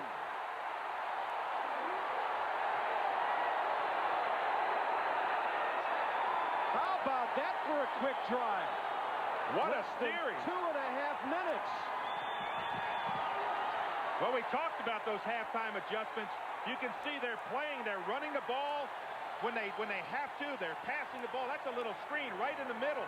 At 5'9", kind of gets lost in the pile there, but what an effort by Mark Smith. And sees that goal line and dives across, but more importantly, an 80-yard drive. They could put nothing together in the first half, and now they put an 80-yard drive together. In 2:27, they went 80% of the field, only 8 plays. And suddenly Ole Miss, as Tim Monts converts the point after, is right back in the game. And if your license plate number is 03... Because of Mark Smith's reception on the screen and a great block, which we'll see in a minute. Right back in the game, 16-10 Auburn. Less than 2.5 minutes into the third quarter. Thomas Bailey, Frank Sanders back to receive the kick of Ronnie Colicchio. This one is into the end zone, right at the goal line with a foot or so to spare. And out to the 22-yard line, maybe, goes Thomas Bailey. Well, Bob, you talked about great blocks, and you love to give those big offensive linemen credit. Watch 69, James Holcomb here. It's an excellent block there. That's the block that frees him on about the 14-yard line. And then an excellent effort by Mark Smith to get in the end zone. But give some credit to big James Holcomb, 6'2", 300 pounds downfield making a block. 4 yards in the first half, 20 times that on that drive. What will Patrick Nix and the Auburn Tigers do to answer? They'll go off the left side and all the way out to the 35-yard line. A first down for Stephen Davis. A late flag, in fact, a couple of them. Oh, I think someone threw down Thomas Bailey. You can't do that. You just can't retaliate when the play is dead.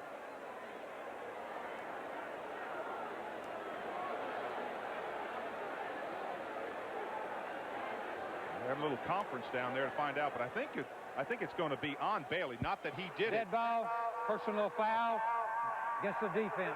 First down. That's after the play. At a 15-yard gain, then they'll tack on a whole bunch more. Jolie Dunn's offense got things going. 10 yards per play. Less than 2.5 minutes. And Mark Smith on the screen scoring. So suddenly Auburn gets to the Ole Miss side of midfield and only one play, and back in there for the Rebels is Abdul Jackson. Draw play. Davis. And that's down to the 41. They'll get about 8 there as Abdul Jackson makes his 5th tackle of the day right after he checks in.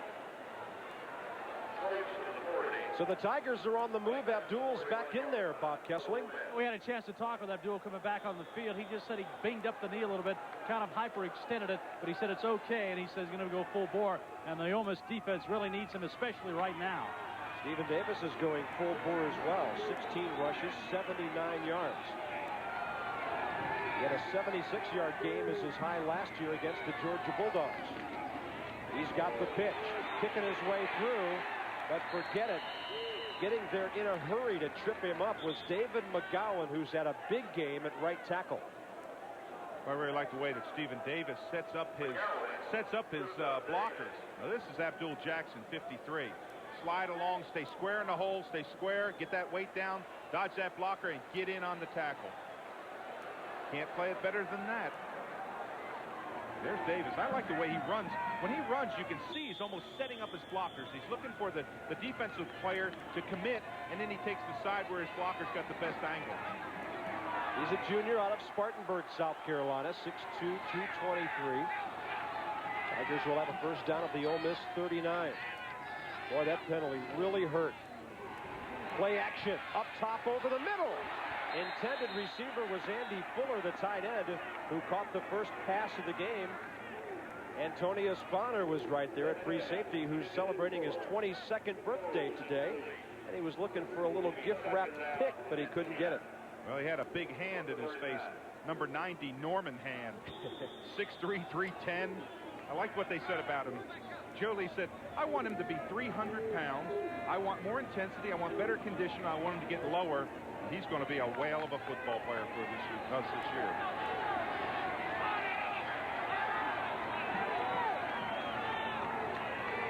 Second and 10. Right across the middle. And a little short pattern run underneath there by Thomas Bailey. Derek Jones from right corner, the sophomore from Woodruff, South Carolina, there to get him. And next Saturday, the Lee Apparel SEC Game of the Week will feature defending Western champ Alabama. The Vanderbilt Commodores are coming to Tuscaloosa. We'll bring you the action at 12:30 Eastern, 11:30 Central on most of these SEC stations. Bama is in Birmingham today playing UT Chattanooga. Vanderbilt is at home to take on Wake Forest of the ACC. 3rd and 7 at the 36. And out to the left flat. The ball was too tall. Good coverage in the corner by Derek Jones on Frank Sanders. And the Ole Miss defense comes up big after that huge penalty. That's what your defense has to do. They have got to take a stand. They've got to stop them. They stop them at this position. They've got to punt the football instead of getting a field goal try. So it was a big series. Their defense has proved, Ole Miss's defense, I should say, has proved that they can play in this football game. And if their offense can take the football like they did last series, Auburn's going to have to tighten it up. To Boris Fisher back. Terry Daniel looking to nail the Rebels back deep in their own defensive end. Very high kick. It had such a spiral on it, it carried right into the end zone. So the Ole Miss defense does the job. And the Rebels are back on the field against the favorite Auburn Tigers, who were number 11 in the preseason poll. They checked in at number 12 this week. Boy, that had to rankle a few folks down there, right behind guess who? Alabama. Yeah. After they beat Bama last year. Now, how does that make sense? It's all speculation right now. As of today, the results are what count. And an Auburn wall takes care of the Ole Miss ball carrier right there. SEC, of course, well represented in the preseason poll. Auburn at 11. Of course, many thought Florida would be the best team in the nation. Auburn was not rated in the coaches poll because of last year's probation. Bama, Tennessee in the top 15, and then Georgia did sneak into the coaches poll. A lot of folks expect Eric Zier to have a big senior season for Ray Goff in Athens. 2nd and 9 at the 21. Nelson waiting, hitting his man out on the wing. Due Innocent. That's the first down out over the 30. Innocent didn't play last year because of academics, but he did plenty before that. He ran the football for better than 540 yards his first 2 years. That sounded like booze, but I think it was Due. You got it. Good angle here to the corner to pick up the first down yardage. That was a nice play. Swing him out of the backfield. They had a broken coverage, and he picks up the 10-12 yards. Due's out of Pompano Beach, a former All-American at Eli High School. 1st and 10 at the 34. Out to this side and falling on the pattern. Unable to get out there was Boris Fisher. He made his cut, and the ball was put in the air just at the right time, but the receiver fell down. Well, if Roel Preston has anything to say, number one, he's going to come back and say to the quarterback, wow, was I open? If you could have just taken another second, I was on a fly pattern down the sideline. Throw it to me. I was wide open. But the big story of this third quarter is the Ole Miss offense. Nelson now 12 of 16. Looks like he survived that first half of Division I. Now he feels much more comfortable. You can't say that about Due Innocent, though. He was wrapped up by Jason Miska, the middle linebacker out of Bridgeport, Connecticut, who shares playing time with Derek Robinson in the middle for defensive coordinator Wayne Hall. Well, that Auburn front's not giving anything. Look at Miska step right up. That's what you want your linebacker to do. Come up there where that seam is. Let him sit in there square. They didn't pick up an inch on that play. Now the Rebels faced with a 3rd and 8 from the 36. Single back set. Couple of wide receivers to the left. Nelson looking that way. Now going right up the sideline. Man open. Too tall for Joe Woods. That could have been 6. Oh, boy. And when you're at a quarterback, you turn around, and he's got a lot of composure. You got to give him credit, but that's the one. Nelson had a lot of pressure, but this is the one if you want one more second because he was wide open. Watch that. Gets rid of the ball, and down he goes. But on the tail end of that play, he could have just eased up a little bit. The tail end of that play, Joe Woods was 3 yards. Look at that, 3 yards ahead of the defender. He had beaten Chris Schelling. And here's the kick coming from Lonnie Colicchio. A low line drive. It'll spin to the near side. Now the Rebels hope for a couple more yards in the bounce. It'll be down just inside the 30. No return by Thomas Bailey on the 35-yard kick. I think I see a flag on the play. Yeah, there's a flag laying at the 36-yard line with 8:19 to go in the third quarter. When that's thrown so far away from where the kick was on the near sideline. It's thrown all the way across the field. We have a dead ball, personal foul on the kicking team. First down. That's the 3rd personal foul against Ole Miss today. Now what that play is the ball was kicked away, and when you're coming down covering or you're returning the football, neither one can take a free shot at each other. 8:19 to go. Penalties have been big, but it's still very close. Auburn on top by 6. We're back after a word from your local station. Auburn on top 16-10. Ole Miss has just gotten another penalty away from the football on the punt. Antonio Bonner apparently was roughing up an Auburn player, and that was the flag. Jolie Dung was not at all happy with the officials for the call, nor his players. Remember, there's the new fighting penalty in the Southeastern Conference and in college football. If you get into a fight, you can get thrown out of the game. So that's one thing Jolie Dunn and Terry Bowden very concerned about now. Yeah, and Bob Kessling, if you get thrown out in the second half of a game, you miss the first half of the following game, and that counts for non-conference games and everything. We have flags on the field Dead again. ball, false start on the offensive line. Dick Burleson, the referee, has been busy, and officials all over the country busy with new rules for 1994. There's ejections and suspensions for fighting, and of course that offensive pass interference will be interesting, Dave. Yeah, that really is a different rule this year. That's the offensive pass interference, where the receiver doesn't have the right to interfere on a, actually it's on an uncatchable ball. If it's a catchable ball, it's pass interference. 1st and 15 at the 40. And loose to the near side is Stephen Davis. He's got a first down inside the 45 of Ole Miss. You saw the glove stickiness test on our graphic as well. They have a little sticker on players' gloves if they are legal to be played with. Well, that fighting rule can you realize, think about this, Bob. You have a team that fights in the second half. You start a fight that's right near your bench, and your guys get up and run over there. They're all out of next week's game. So you could be playing with half your team sitting in the stands the following week. It's a very, very critical rule. 1st and 10 at the 44. Pitch to the left side. Davis again cuts it up. He's down to about the 37 of Ole Miss, and he'll get about 7 yards on that play. Well, I'll tell you how much of a rule how stringent that rule is. Terry Bowden actually practiced a fight. He had a staged fight during one of his practices. He said he got one of his first-team players and one of his backup players. He said, listen, I want you to start a fight and see if anybody joins in. They actually started a knockdown, drag-out fight there. Everybody stayed back. He said, good, guys. And all of a sudden, they just popped up and say, hey, Coach, okay, how's that? Pretty good? Yeah. Hey, Stephen Davis, pretty good, too. Yes. 19 rushes, 104 yards today. Other than 5 yards a carry. Nix out to the left side. He was a little off balance before he threw it. Thomas Bailey had no way to catch that one. 3rd and 4 coming up with 7:07 to go in the 3rd quarter. Patrick Nix has put it up 17 times. Josh Nelson, 12 of 16 for 89 yards. So Josh Nelson moving the ball great on that 80-yard touchdown drive has really turned his afternoon around. Well, this is where Ole Miss put that defensive stand last time and made them punch the ball away. They need another one. On a 3rd down play, Davis out to the right side. Does he have room?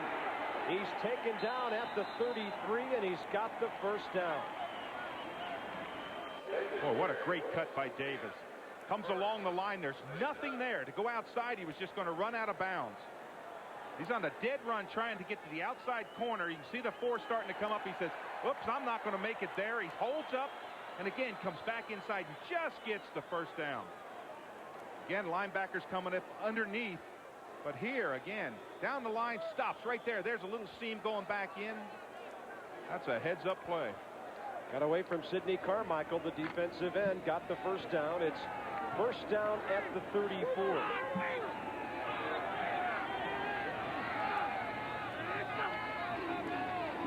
Straight ahead this time.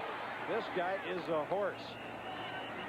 Tracking it down for about 6 more yards. Kyle Wicker, a sophomore out of Liberty, Mississippi, one of the 2 Wicker brothers on this Ole Miss defense, in on the stop. On this hole, I think Bob Kessling could have run through it. Watch how it opens up here on the back side. Of course, he doesn't run quite like that, but there was a whale of a hole there. Bob's time in the 40, slightly larger than that of Stephen Davis. 2nd down and 5. Auburn with a grinded-out drive in progress here. Clock down to 5:50, 3rd quarter. Quick kick. Harold Morrow, the ball carrier. And he actually did well to get any yardage out of that at all. He was met almost as he received the handoff. Bob, this is what you call a take-control drive. Your offense has been out there. They haven't been able to do a whole lot. You're leading in the football game, so you say it's almost like the old coach saying, let's go back to the basics. Let's run power football. Let's do what we do best. Eat up the clock, drive the football down, and get some points, and take the momentum away from the defense. Stephen Davis was not in on that last play, but he's back. 3rd and 2. They're 8 of 15. Will they call number 48? Yeah, I guess so. He's inside the 20, inside the 10, and down to the 7-yard line. It'll be 1st and goal for the Tigers as Davis gains 20, and we have an injured Tiger on the field. It looks like the tight guard, Leonard Thomas. Again, put that football away. I thought he almost lost it here when he came across. See him almost look back. It looked like he almost bobbled the football, but Davis holds on for that 1st down inside the 10-yard line. That's Leonard Thomas. This may be one of those cramped things. Sophomore out of Columbus, Georgia. No, I think it's ankle. High school teammate of the freshman that backs him up, DeMarcus Curry.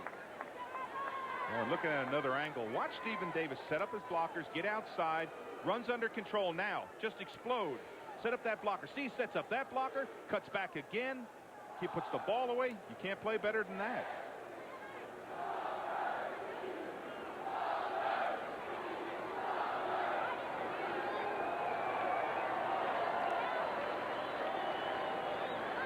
.6'2", 279, Leonard Thomas. And a hand from his teammate Stephen Davis, who's now averaging 6 yards a carry.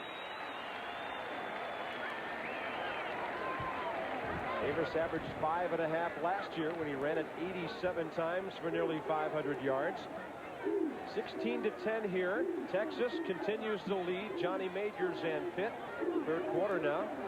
Clemson by 10 over Furman. And there's Duke, a shocker.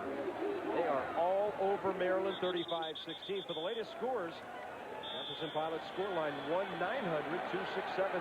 $1 a minute. And all you youngsters, please get your parents' permission before you dial us in. 1st and goal at the 7. Pitch, Davis cuts it up, and he's inside the 5. Maybe as far as about the 3.5-yard line. Again, positive yardage. I like the way he cuts back. That shows that he's got his eyes wide open, because oftentimes there's a hole that develops on the backside of a play, and it's caused by the linebackers and linemen overrunning the play. And if you look and you got your eyes open, you can cut back and pick up positive yardage, and that's what he did in that situation. Well, Dave, I think we can see how he gained 4,500 on the ground in high school. I mean, who could tackle this guy at the high school level? 2 tight ends on 2nd and 4. Davis again, right side, and that is a touchdown for the Auburn Tigers. He got in, and that drive belonged to number 48. A good decision to cut up underneath. We can see it here on the corner. What Davis does, number 48, is he cuts back inside. Sees that little seam, and there's no one that gets up. Now, Bryce comes up, tries to get him, but you're not going to arm tackle someone that's 6'2", 225 pounds. Good kick out there by the offensive guard. I think that was Jason Taylor. Stephen Davis gained 61 yards on that drive. And now they're up by 12, so they'll go for 2 to try to make it a 14-point lead. Shotgun. Nix looking right side. He's got Malcolm, but he's got nowhere to go, and he stopped short. Good containment by 3 Rebels, and that will keep the score 22-10. But Stephen Davis, the story of that drive, and it's Auburn by 12, 4:06 to go, 3rd quarter. It's the only truck to a lead on the Stephen Davis 4-yard run. What a drive he had. And the Auburn fans are feeling good right now. They've got 4 home games coming up, and they lead by 12 here, but a lot of football to go. 4:06 3rd quarter, and Matt Hawkins lets it go. into the end zone. There will be no return. And let's check in. Downstairs, Ole Miss getting set for the drive, and here's Bob Kessler. Bob, it looks like the injury to Leonard Thomas isn't as bad as first feared. Apparently just a sprained ankle, and they are taping it up right now for the big 282-pound sophomore. They're going to let him test it, but they think he'll be able to play in the next series. Auburn defense and the offensive line doing a good job today. They turn it over to Wayne Hall's 4-3 defense now against this multiple eye offense of Larry Keck, Jolie Dunn, and the Ole Miss Rebels. Offense has come alive since halftime. Let's see what they do on this drive. Couple of wide receivers left, single back. Nelson had nothing up the middle, so he scrambles, and he's got a first down. Yeah, that's that decision they made not to run on that first down, to come down, pull the ball down, pass the football. Nelson does a good job of stepping up in the pocket, and look at the time he has to pass. His pressure's from the backside, so he steps up in the pocket, picks up a lot of yards for the first down. 11 on the carry. How about that scoring drive? Stephen Davis had 61 yards rushing. The drive only covered 55. They had a penalty, so they had to run a few extra plays and a few extra yards. Here's Smith off the middle, but angling to the near sideline. And good yardage on first down. So Ole Miss, the last two plays, getting it done on the ground. Boy, it was fun for Nelson to come here from California. I read one of his quotes. He said, boy, I have more people in my neighborhood than in this town.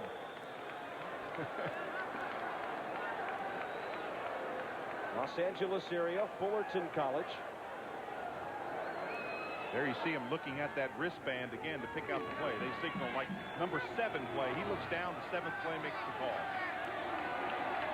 This is a 2nd and 4. Passing offense, you can do a lot of things with a play like this. And he'll look to throw. And he will escape the sack and then take another one. There's a fumble.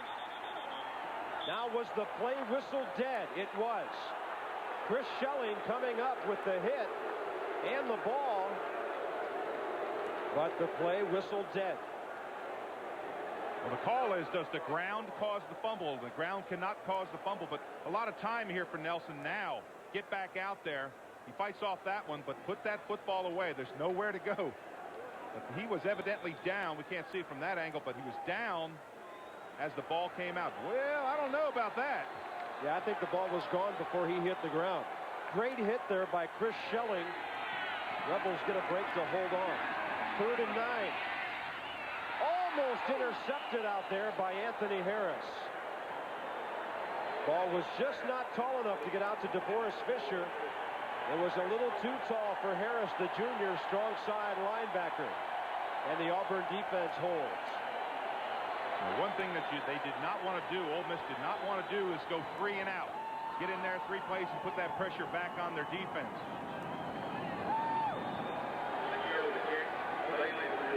Colecchio has really changed their punting game this year, hasn't he? They were last in the SEC last year at 35 yards a kick. Chris McCardle handled that last year. And Colecchio doesn't hit that one very well.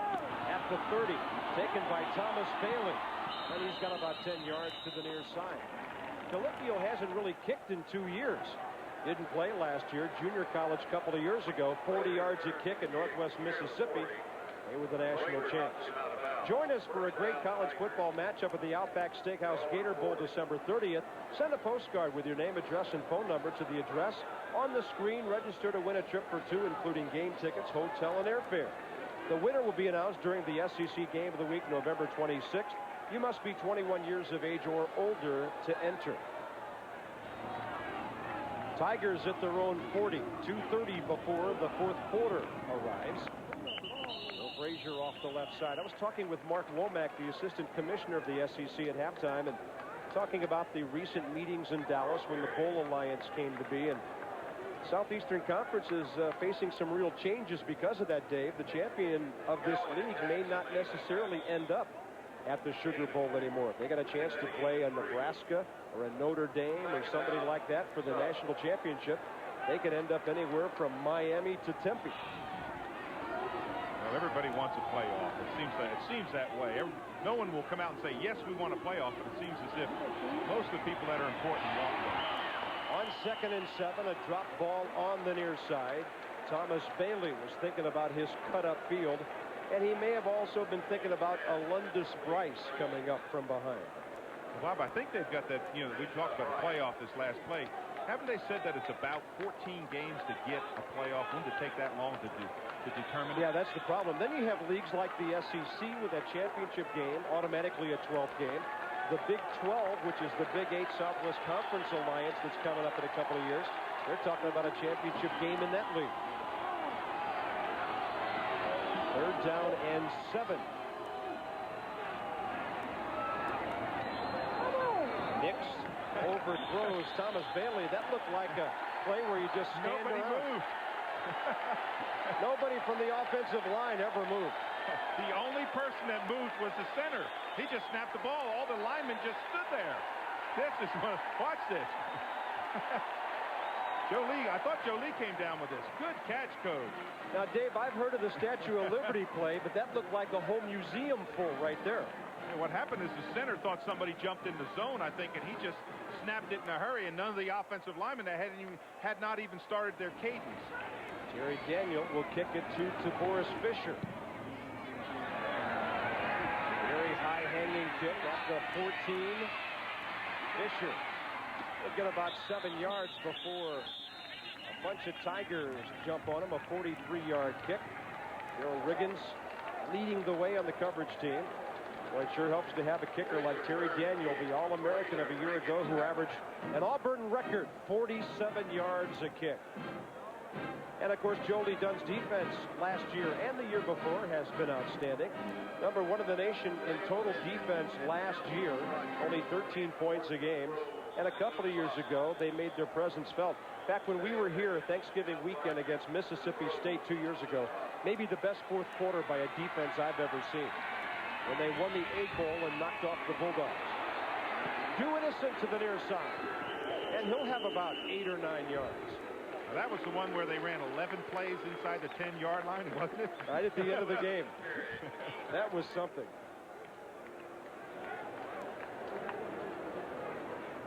A little shuffle play down the line here, get the ball to Innocent, let him use that speed outside. Good block there by the wide receiver downfield. Those wide receivers, when they get in those meetings, they said, "Did you see that block I threw on that defensive back?" It's normally Auburn known for throwing those wide receiver blocks. Under a minute to go, 3rd quarter. Quick opener. Smith breaks 1 tackle. Chris Schelling had him wrapped up for a minute. Then Marcellus Mostella from the weak side linebacker spot came to get him. And it looks like we have maybe 1 play to go here in the 3rd quarter as the Rebels will move the chains. And I think Nelson's got to go back to that first down pass. He's been successful with it. It keeps the heat off him. At least the defensive linemen aren't running down his throat on that first down because they have to respect the running play. First down at the 33. Nelson with a little swing pass. Due Innocent trying to cut it upfield. Almost to the 40-yard line. That's great yardage on first down. Nice call, yeah, Mr. Offensive Coordinator. Yeah. Well, that's a nice swing pass. I'd like to get him out there, get him on with a backer trying to cover him, 1-on-1 out of the backfield. Just let him slide out of there. Backer comes up, and all of a sudden the backer says, "Oops, I got to go get him." See, that was Miska that was trying to cover him out of the backfield. He got picked off. And that will do it for the 3rd quarter. Ole Miss gets a touchdown, and so does Auburn, so they trade in the period. And we go to the 4th quarter. Ole Miss with the ball when we come back, but down by 12. Here in the Outback, we play our own brand of football. Outback rules. At 12, 4th quarter coming up on the season's opening day. And Ole Miss back to work offensively with Josh Nelson at the controls. Off the right side, Due Innocent has become their go-to guy on this drive. And he'll get good yardage on that play. And the yardage situation for Ole Miss looking a little better. They added 136 yards onto their total in the 3rd quarter. The apparel game summary. Auburn still with the edge, but Ole Miss still has a chance to make a game of this. But they've got to get a touchdown on this drive, or a very quickly ensuing drive. A field goal along here doesn't do them a whole lot of good. They would need 3 scores if that happens. Mark Smith on the near side, over midfield. And he is cracked out of bounds hard at the 45 of Auburn. Well, that was a collision. Brian Robinson, number 20, came up and stuck him. But that was a double stick. Mark Smith also. Watch this. Outside. Use that speed. Now you've got the first down. Get as many yards as you can. Watch this collision. Bam! Right there. That's not in your face. That's into your bench. Robinson has made the move from strong to free safety. Fred Smith got hurt last year, and that shuffled their entire secondary around. Colorado of the Big 8 having a tough time on their season opening day. Nelson, oh, that could have been an interception. Pounding the turf with his fists is Ken Alvis. Ball thrown behind to Boris Fisher.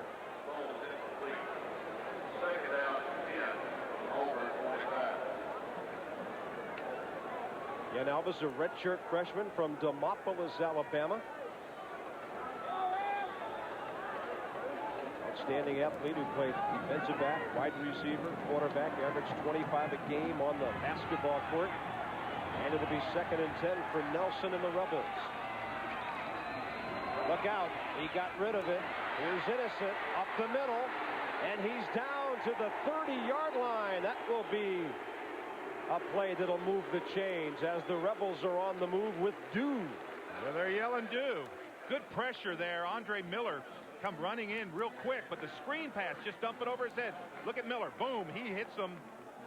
There's a little screen pass. See those big linemen right here now. Do Innocent comes back inside, gets that positive yardage. Good call. First down at the 30. Just over a minute into the 4th quarter.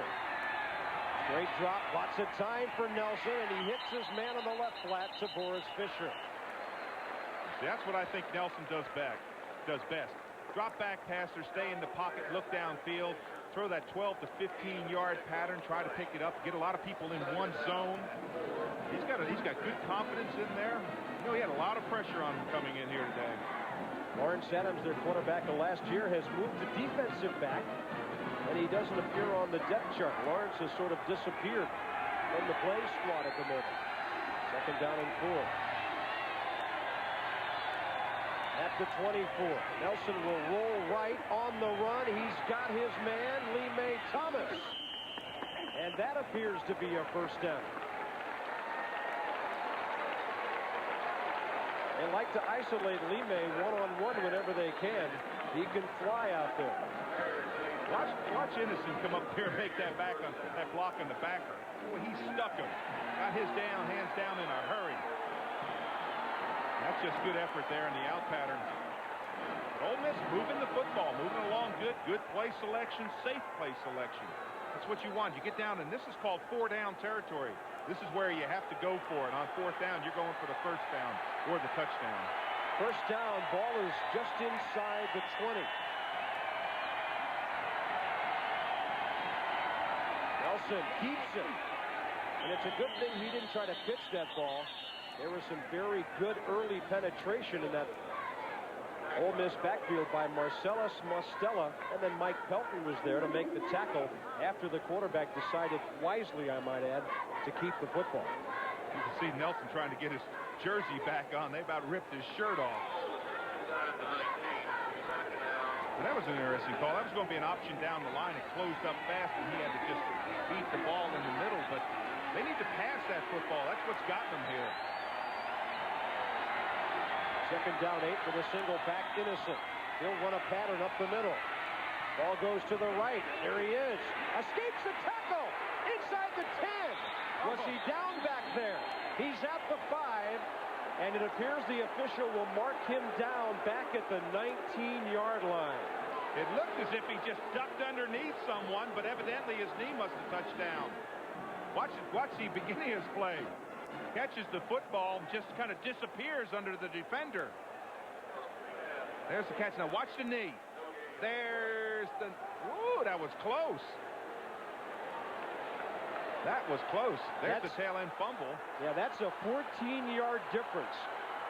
And here's a 3rd and 9 coming up. Nelson keeps it. Now he unloads it. Yes, down to the 10. And on the receiving end, Lee May Thomas. And that may be Nelson's best pass because he was under a lot of pressure. The pocket collapsed around him. He stepped up, started to run, and then kind of gathered his composure. Watch this. The pocket's dissolving around him, under pressure. Now run. Wait a minute. I'm a quarterback. I throw the football. And he finds his receiver downfield. Forward progress stopped at the 8. 1st and goal for the Rebels. 11:38 and counting to go. A 12-play drive already that's covered 70 yards. Draw play. Smith. Can he get outside and score? He'll be down at the 2. Manhandled by Brian Robinson. I want to tell you, Mark Smith, boy, he uses his body as a weapon, but it's only about 190 pounds. But boy, does he take a smack. He doesn't avoid contact. He makes contact. This is a draw play. Get outside. Now watch the tail end when he gets tackled. He gets smacked. But he's not running out of bounds. Bam! Terry Bowden pacing, hoping his defense can come up with a turnover or a big stop, and a timeout has been called by Ole Miss.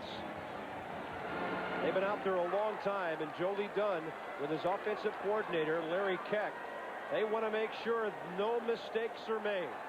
2nd and goal coming up when we return. The Rebels down by 12. Backs are split. Quarterback keeps it, and he is sacked. Back at the 12-yard line, guess who? Brian Robinson. Who's the safety? Strong safety on the play was coming. The blitz. That's a tough play selection to go to a play action pass. This is play action pass. You can see Robinson, the safety, coming in number 20. Now you have no alternative. Now you've got to pass. Auburn had 39 sacks last year, 3 on opening day this year. They'll mark the progress at the 8-yard line, so it's 3rd and 8. 15th play of the drive coming up. Josh Nelson's been outstanding, but he's got to get it into the end zone. He's in trouble. Escapes. Big trouble now, and he's taken down from behind. And getting him there was Willie Whitehead, the left defensive end, number 90. Those big linemen just collapse that pocket around him. You see what a poor play selection makes on that play action pass? Oh, it limits you to a pass, and now those big linemen are just coming flying in there. Good rush there by Whitehead, number 91. Number 90, excuse me. And sack number 4. Now it's 4th and goal. See, the field goal doesn't help you. Yep, they got to have the touchdown. 4th and goal from the 13. And at one time, wasn't it first, what was it, 2nd and goal on the 2? 2nd and goal at the 2. Plenty of time this time. And it is caught for a touchdown! Roel Preston! Unbelievable play!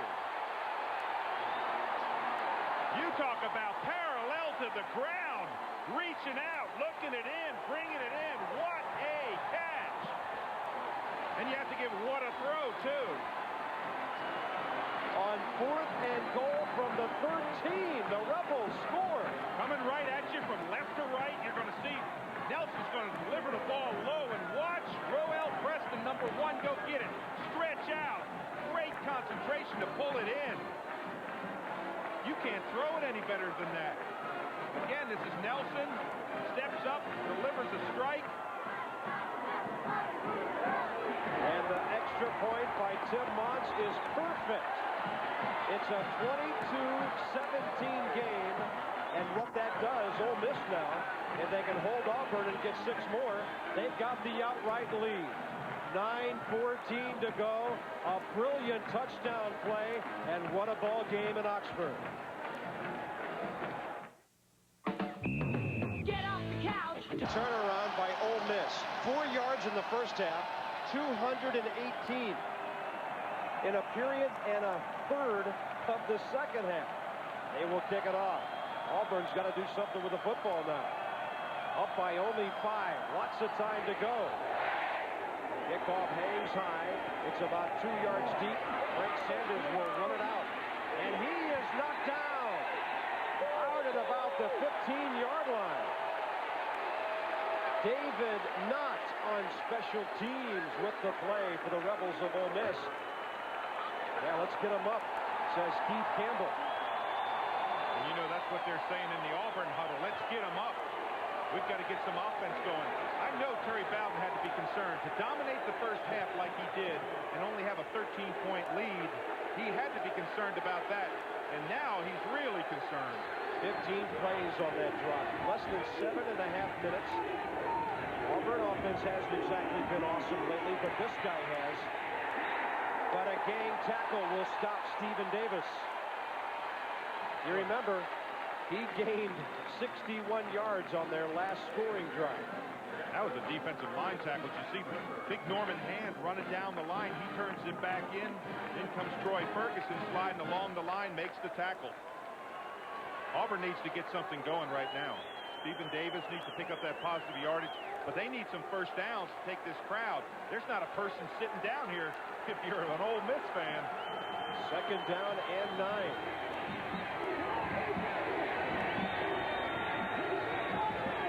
Draw play, same guy. Net head on. Stacy Wilson says hello from left defensive end. His 6th tackle of the day. Same guy, same result. Stuck on the line of scrimmage. The defensive linemen are really playing well up front for Ole Miss. Bob Kessling on the sidelines. We got an update on Leonard Thomas. He really begged the Auburn coaching staff to let him back into the game. He twisted his left ankle. They retaped it. He's basically limping on it right now, but he told the coaches, I want to go play. He's back out there, number 60, but you can watch him. He's not that effective right now. Playing the tight guard position. Next to center Shannon Robique. 3rd down and 8. Big play for Auburn. Draw play. Nothing in the backfield. David McGowan with the defensive play. Bob, that's about 7 or 8 solo tackles from McGowan sliding along the line. Defensive linemen are not supposed to get that far in the backfield. Watch when the ball is handed out. Look at McGowan. Plays off the block there, just comes up and just smashes them down. Tim Bowens departed for the NFL. First-round draft choice of the Dolphins. McGowan got the call. He might be the SEC Defensive Player of the Week. Wobbly low kick there. A rare one by Terry Daniel. Great field position for the Rebels. Just outside their 46-yard line. Only 38 on the kick from the All-American. A complete reversal of momentum here, and Terry Bowden very nervously pacing now. Well, one thing about greatness, and Terry Bowden has a great football team, greatness, they know how to win, and they will rise up.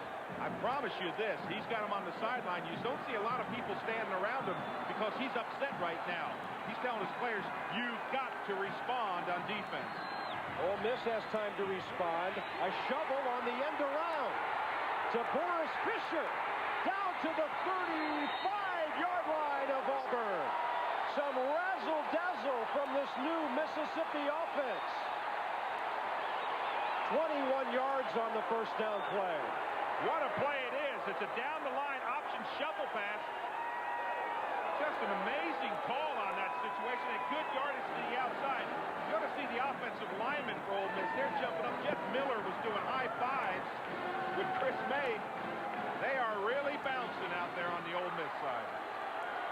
First down at the 35. Play action. Quarterback in too much traffic. He tried to step forward.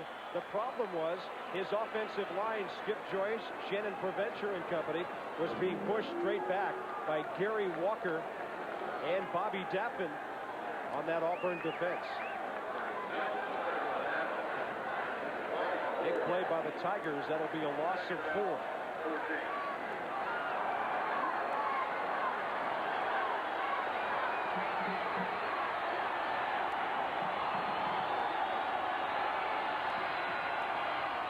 Look out. He gets away on 2nd and 14. Daff and the man, he escaped. He finds Mark Smith. Down for a first down near the 21-yard line. They'll mark it back at the 23. It took a secondary man, Del McGee, to make the tackle. But great improvisation again by Josh Nelson. Watch this move to get outside the pressure. Now, get your shoulder square to the line and just touch the ball. That's the best part about that pass, was the little touch that he threw on the football. Didn't drill it to him, just dropped it to him and picked up the big yardage. 1st and 10 at the 23. Another end around play, nothing happening. He's got to unload it. Finds a man. Out of bounds at the 14 is Mark Smith. Well, I promise you that wasn't designed that way. I thought that was going to be that little shuffle pass underneath, but the pocket collapsed around him. Watch this. See if this is not the little shuffle pass where you come back down. All of a sudden, it just makes a play out of nothing. Josh Nelson. His family's here from California today. His sister, Tana, very ill at the age of 19, has been driven down from the Mayo Clinic in Minnesota for this game. It may be the only time she gets to watch her brother play. What a day he's having. 2nd and 2, Mark Smith tripped up at the line of scrimmage. Alonzo Etheridge, the senior right end, with a big tackle. This is a situation, if you're an Ole Miss coach, you say, let's not get fancy. Let's play strength football. Let's go in there. Let's just drive. We've got 3rd down, about 1 yard to go. You're in 4-down territory. And I can promise you Joe Lee Dunn doesn't want to see anything fancy. He's just playing smash mouth football. Power on power to see if we can get the 1st down. That's what he's saying. Ole Miss only 2 of 10 on 3rd down today. Backs are split. Mark Smith has it. Cuts up inside the 10. And I think he's got enough to spare. It'll be 1st and goal for the Rebels. The clock is under 5 minutes to go. Well, if you're in the Auburn huddle, oh, and there's Mark Smith starting to limp.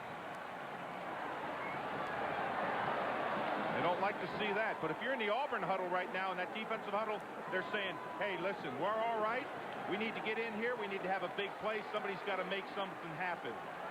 Got to hold them to a field goal try. That's what their thoughts are right now. Rebels have done well in the red zone today. 1st and goal at the 9. A roll to the right. A bullet almost intercepted. Ken Alvis should have had it. Ken Alvis, he had a 100-yard run. And there's no one knows it more than Josh Nelson, the quarterback. This hit him in a bad spot, the hands. Watch this. Ken Alvis, number 9, he's got a 100-yard run.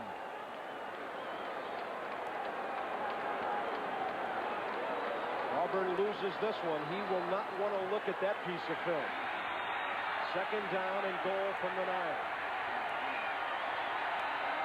Single back is innocent. They go to the right side, and then a quick tackle on the corner. Number 24, Del McGee, up to get to Bass Fisher, who is the intended receiver on the previous play, by the way.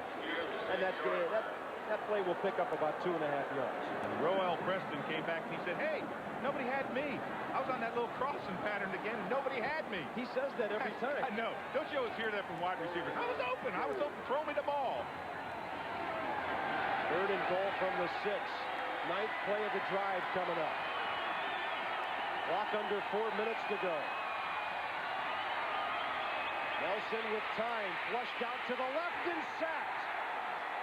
Wrapping him up was Scott Stacy, number 54. 3rd man on the depth chart. That's the big sack play. Number 6 for Auburn. That's the big play that they needed. They needed that sack. They needed something to take away this touchdown threat. Looks like they're going to go for the field goal here. Unless it's a fake, it'll be a 30-yarder that could put them to within 2. Another field goal could win it. Tim Marks is on. And it's blocked. The Tigers block it. Chris Schelling, number 4.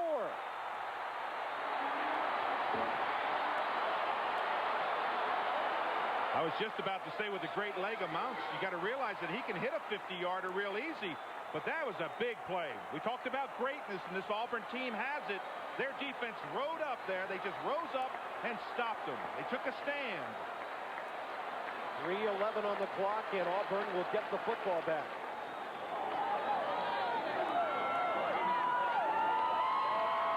It's 22-17. The Tigers survive for the moment. They've got possession when we return to Oxford. 3:11 to go here in Oxford. 22-17 Tigers with the football. The pitch. Guess who? Stephen Davis. He will be a tired young man on that flight back to the Auburn area. He's been their workhorse of the second half. And Bob, now when you get under 3 minutes, coaches are saying, okay, we need to get 2 first downs to run the clock out. So that's what Terry Bowden is thinking on that sideline. We need at least 2 first downs to run this clock out. Auburn by 5. Ole Miss has used 1 timeout.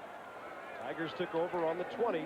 After the blocked 30-yard field goal attempt, Chris Schelling got the block. And by the way, Stephen Davis, 27 carries, 144 yards. He's averaging 5.3. Under 2.5 to go. 2nd and 6. There's the pitch to him. Angles off the right side. Finds a seam. He's over the 31 for the first down. That's the first down that they need. On the other sideline, Joe Lee Dunn saying, defense, you got to stop them. You can't let them have a first down. And he's figuring, how long can he go before he has to use his timeouts? He only has 2 left.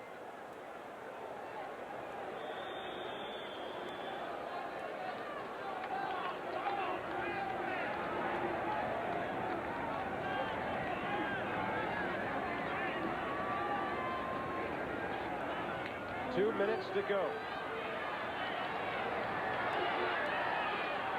Ball is at the 31 on a 1st and 10. And a quick opener, straight off the right tackle. Tigers will be content to pound their way to the victory here. And Bob, real important that Patrick Nix look in the end zone at that clock. Use all the time that he can before he calls the play. Of course, they call timeout. This is the second one that Ole Miss has had to use. It comes with 1:44 to go. Well, Ole Miss had a lot of people to replace. They got some immediate help with 12 junior college transfers. 4 have been with the team since January and then into spring ball. Trying to recover from that stretch run of 93 when they lost 4 of their last 5. Ole Miss in a bowl game as recently as 2 years ago when they beat Air Force, shut them out, in fact, up in Memphis at the Liberty Bowl. Abdul Jackson playing with a brace on his knee. And we welcomed back some of our other crew members earlier today. It's great to have our spotter Kim Anderson back out of Atlanta, Georgia, and Scott McKinney out of Memphis, Tennessee, helping us out of our telecast today. They are our event staff, and we appreciate those guys traveling to come and help us out. Hope you've enjoyed it. We'll see you from Tuscaloosa next Saturday when the Commodores take on the Tide. That's not a Walkman. He's still getting some instructions for the next time Ole Miss gets the football back. And Dave, that's if they get the football back. Yeah, they have to stop them. 2nd down. They have 1 timeout left. They just had to burn 1 down to 1:44. 2nd and 8. Straight ahead, feeling his way. Stephen Davis. David Knott, who backs up Antonius Bonner at free safety, up with the stop. Have to call another timeout here. You've got to make a stand. That's their last timeout, of course. 1:37 left. They're hoping they're going to get the football back. It's the Ole Miss team.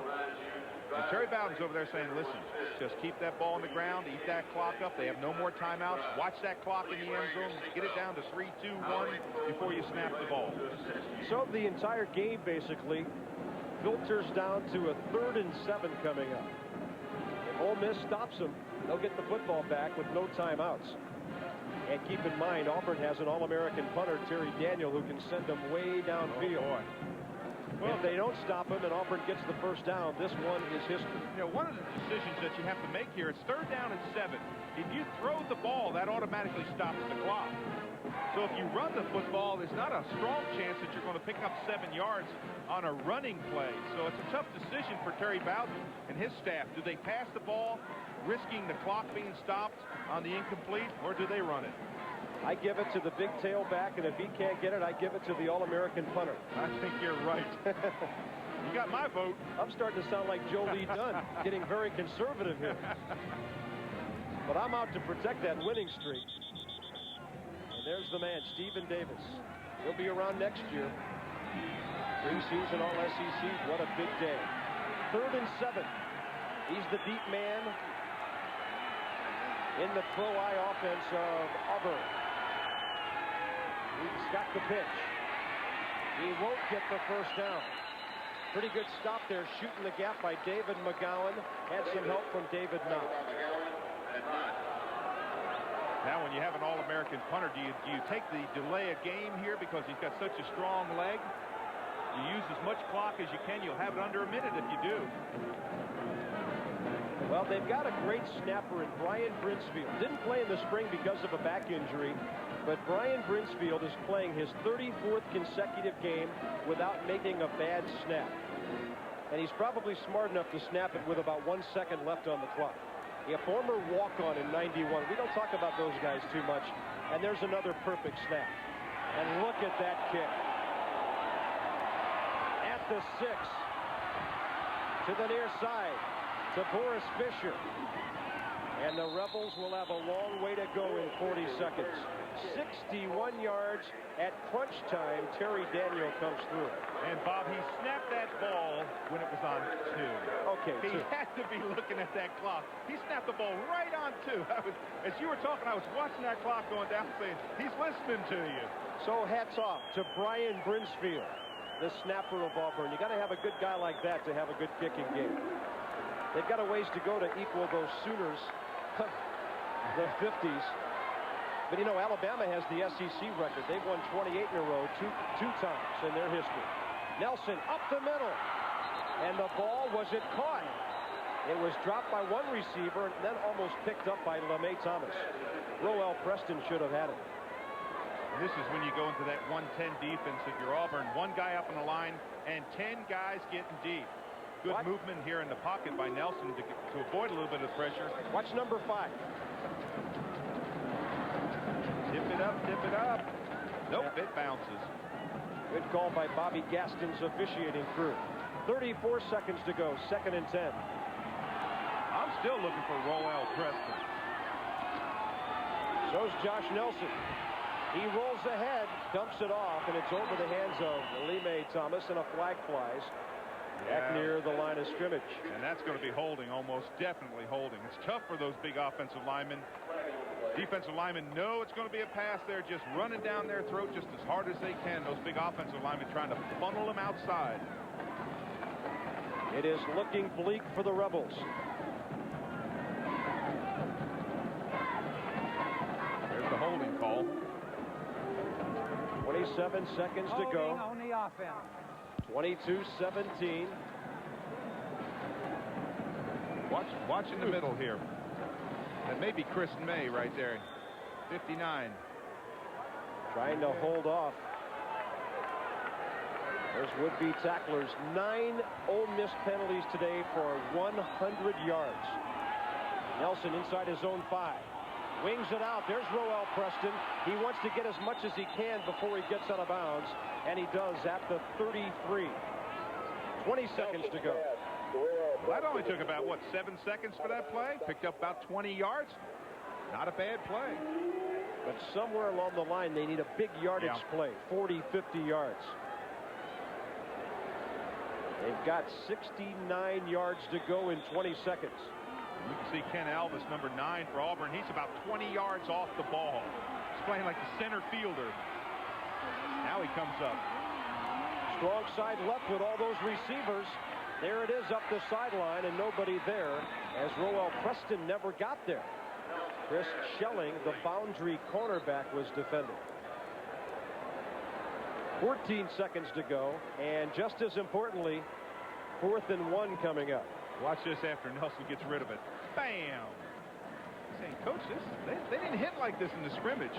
That's Andre Miller, the only Mississippi player who wears the Auburn uniform. Only guy from the state of Mississippi playing for the Tigers. It comes down to 4th and 1.